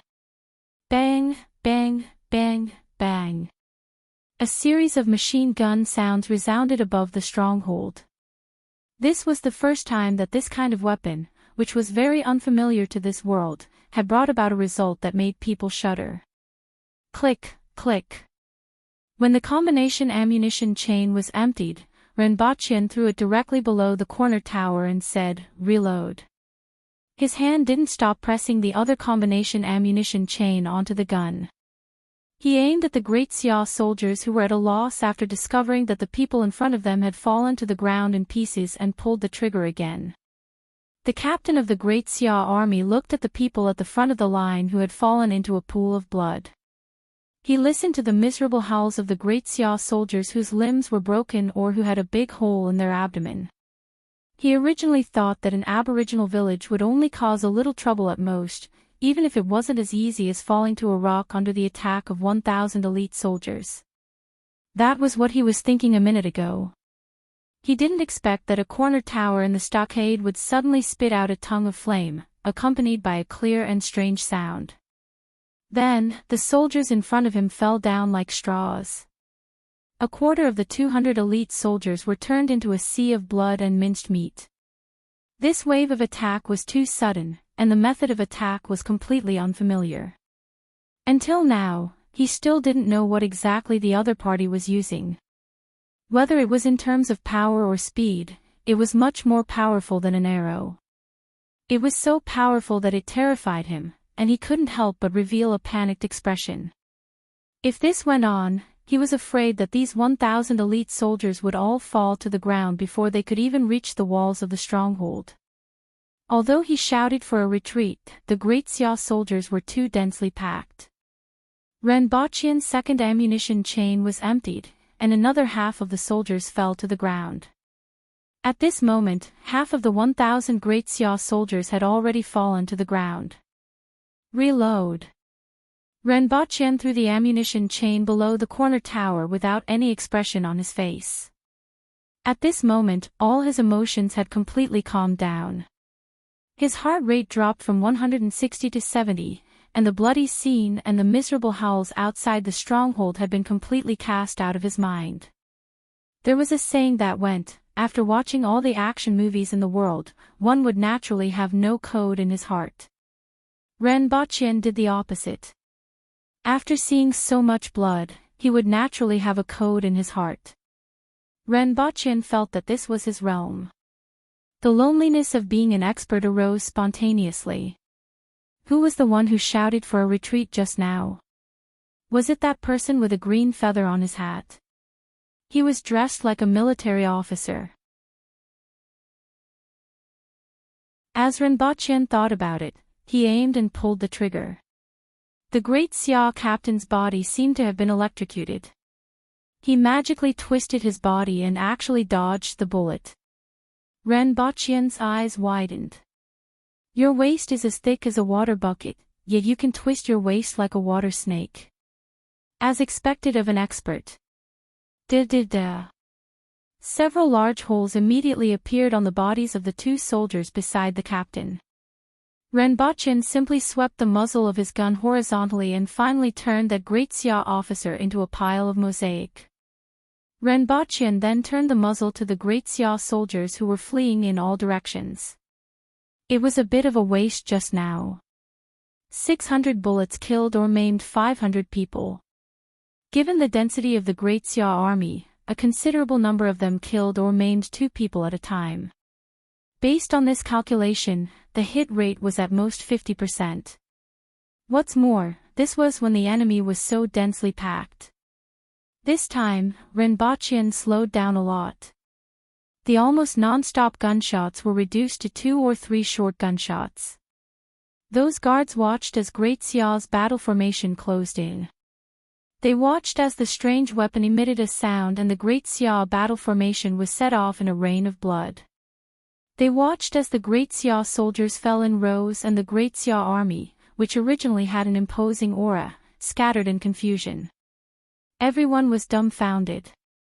They looked at the Great Xia army and then looked at the flaming tongues from the other corner tower. They looked as if they were looking at a god. All the nervousness and apprehension from before had completely disappeared. Renbochin stopped pulling the trigger. About 100 people ran away from the enemy with 4 ammunition belts. In the end, some of them even evolved to run in an S-shaped pattern, which made Renbochin exclaim in admiration. He had brought a total of 5,000 rounds of ammunition. This kind of bullet was too heavy. One bullet weighed 131 grams, which was a little more than 2.5 ounces. 4 of these bullets weighed about half a kilogram. Including the box, he could only bring more than 2,000 rounds at a time. After firing these 4 ammunition belts, there were less than 4,000 rounds left. It was better to use them sparingly. As such, he couldn't be bothered to shoot those who ran too far away. Even though the effective range of this gun was more than 1,000 meters, Renbochin was very confident in his marksmanship. It wasn't worth it to waste too many bullets on those few people. Outside the stronghold, there were corpses and flesh scattered all over the ground. The area closest to the stronghold was the most concentrated, and the further away it was, the more scattered it was. How lonely it is to be invincible. How empty it is to be invincible. Standing alone at the peak, the cold wind blows continuously. My loneliness. Who can understand me? Renbochin hummed a tune as he picked up the binoculars and looked at the Great Xia army that was 1 kilometer away. He saw a few people standing in front of the Great Xia army and looking in his direction. The 100 Great Xia soldiers who ran back to save their lives were telling them something. Following which, Renbochin used the binoculars to look to the side. His eyes suddenly froze. What was that? That black cylinder that was being pulled by a carriage, a cannon. Renbochin exclaimed. There was actually such a thing in the Great Xia army. Lin Chaola, who had been staring at the anti-aircraft machine gun, finally regained her senses. What cannon? Renbochin pointed in the direction of the Great Xia army. He opened his mouth and didn't say anything for a long time. The Great Xia army actually had cannons. This was too much of a surprise. He never thought that he would actually see such a thing in this world. However, as he continued to observe, he realized that the cannons of the Great Xia army should be very primitive, like the early iron cannons from the Yuan and Ming dynasties. They were very clumsy and didn't have much power. However, he would only know the specifics after obtaining them. Renbochin frowned. He felt that it was necessary for him to bring his Italian cannon over. If Great Xia took out something else, he wouldn't feel anything. However, they actually took out cannons. Renbochin felt that he was being provoked. Sir Ren, this is really too powerful. Shi Hu hurriedly ran to the corner tower and exclaimed. Although he already knew that this thing wasn't weak, he didn't expect it to be so terrifying. Especially in the face of a military formation. Renbochin grunted twice. He had to maintain the demeanor of an expert. He then continued to use the binoculars to look at the other side. There were a few people who looked like generals standing in front of the army and pointing at them. Many of them were frowning, showing either fear or anger. One of them was particularly eye-catching. The silver helmet on his head was shining brightly. Renbochin felt that he would be going against his conscience if he didn't shoot him. If he killed the other party's general, would the other party retreat? Even if he had to waste more bullets to kill the other party, it would be worth it. Needless to say, the other party's generals actually gathered together. At the thought of this, Renbochin gently moved the muzzle to aim at the other party and then held the trigger. Duh. Through the scope, the general wearing the silver helmet revealed an astonished look. Soon after, a long saber appeared in his hand and he waved it in the air. A few sparks flashed in the air, and the long saber in the general's hand turned into a pile of fragments. Then, the general tried to dodge. However, the bullets from the machine gun were too dense and fast. The killing range of this gun on flat ground was 1,500 meters. At 1,000 meters, it still had considerable lethality. In addition, it could fire 6 rounds per second. The general wanted to dodge, but he was turned into a mist of blood. You're tuning into the LoveLore Library YouTube channel.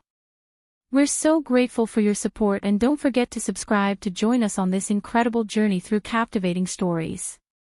Your generosity through donations truly makes a world of difference, as it's the primary source of revenue that allows me to expand and enhance this channel for you. Thank you from the bottom of my heart for being a part of this adventure.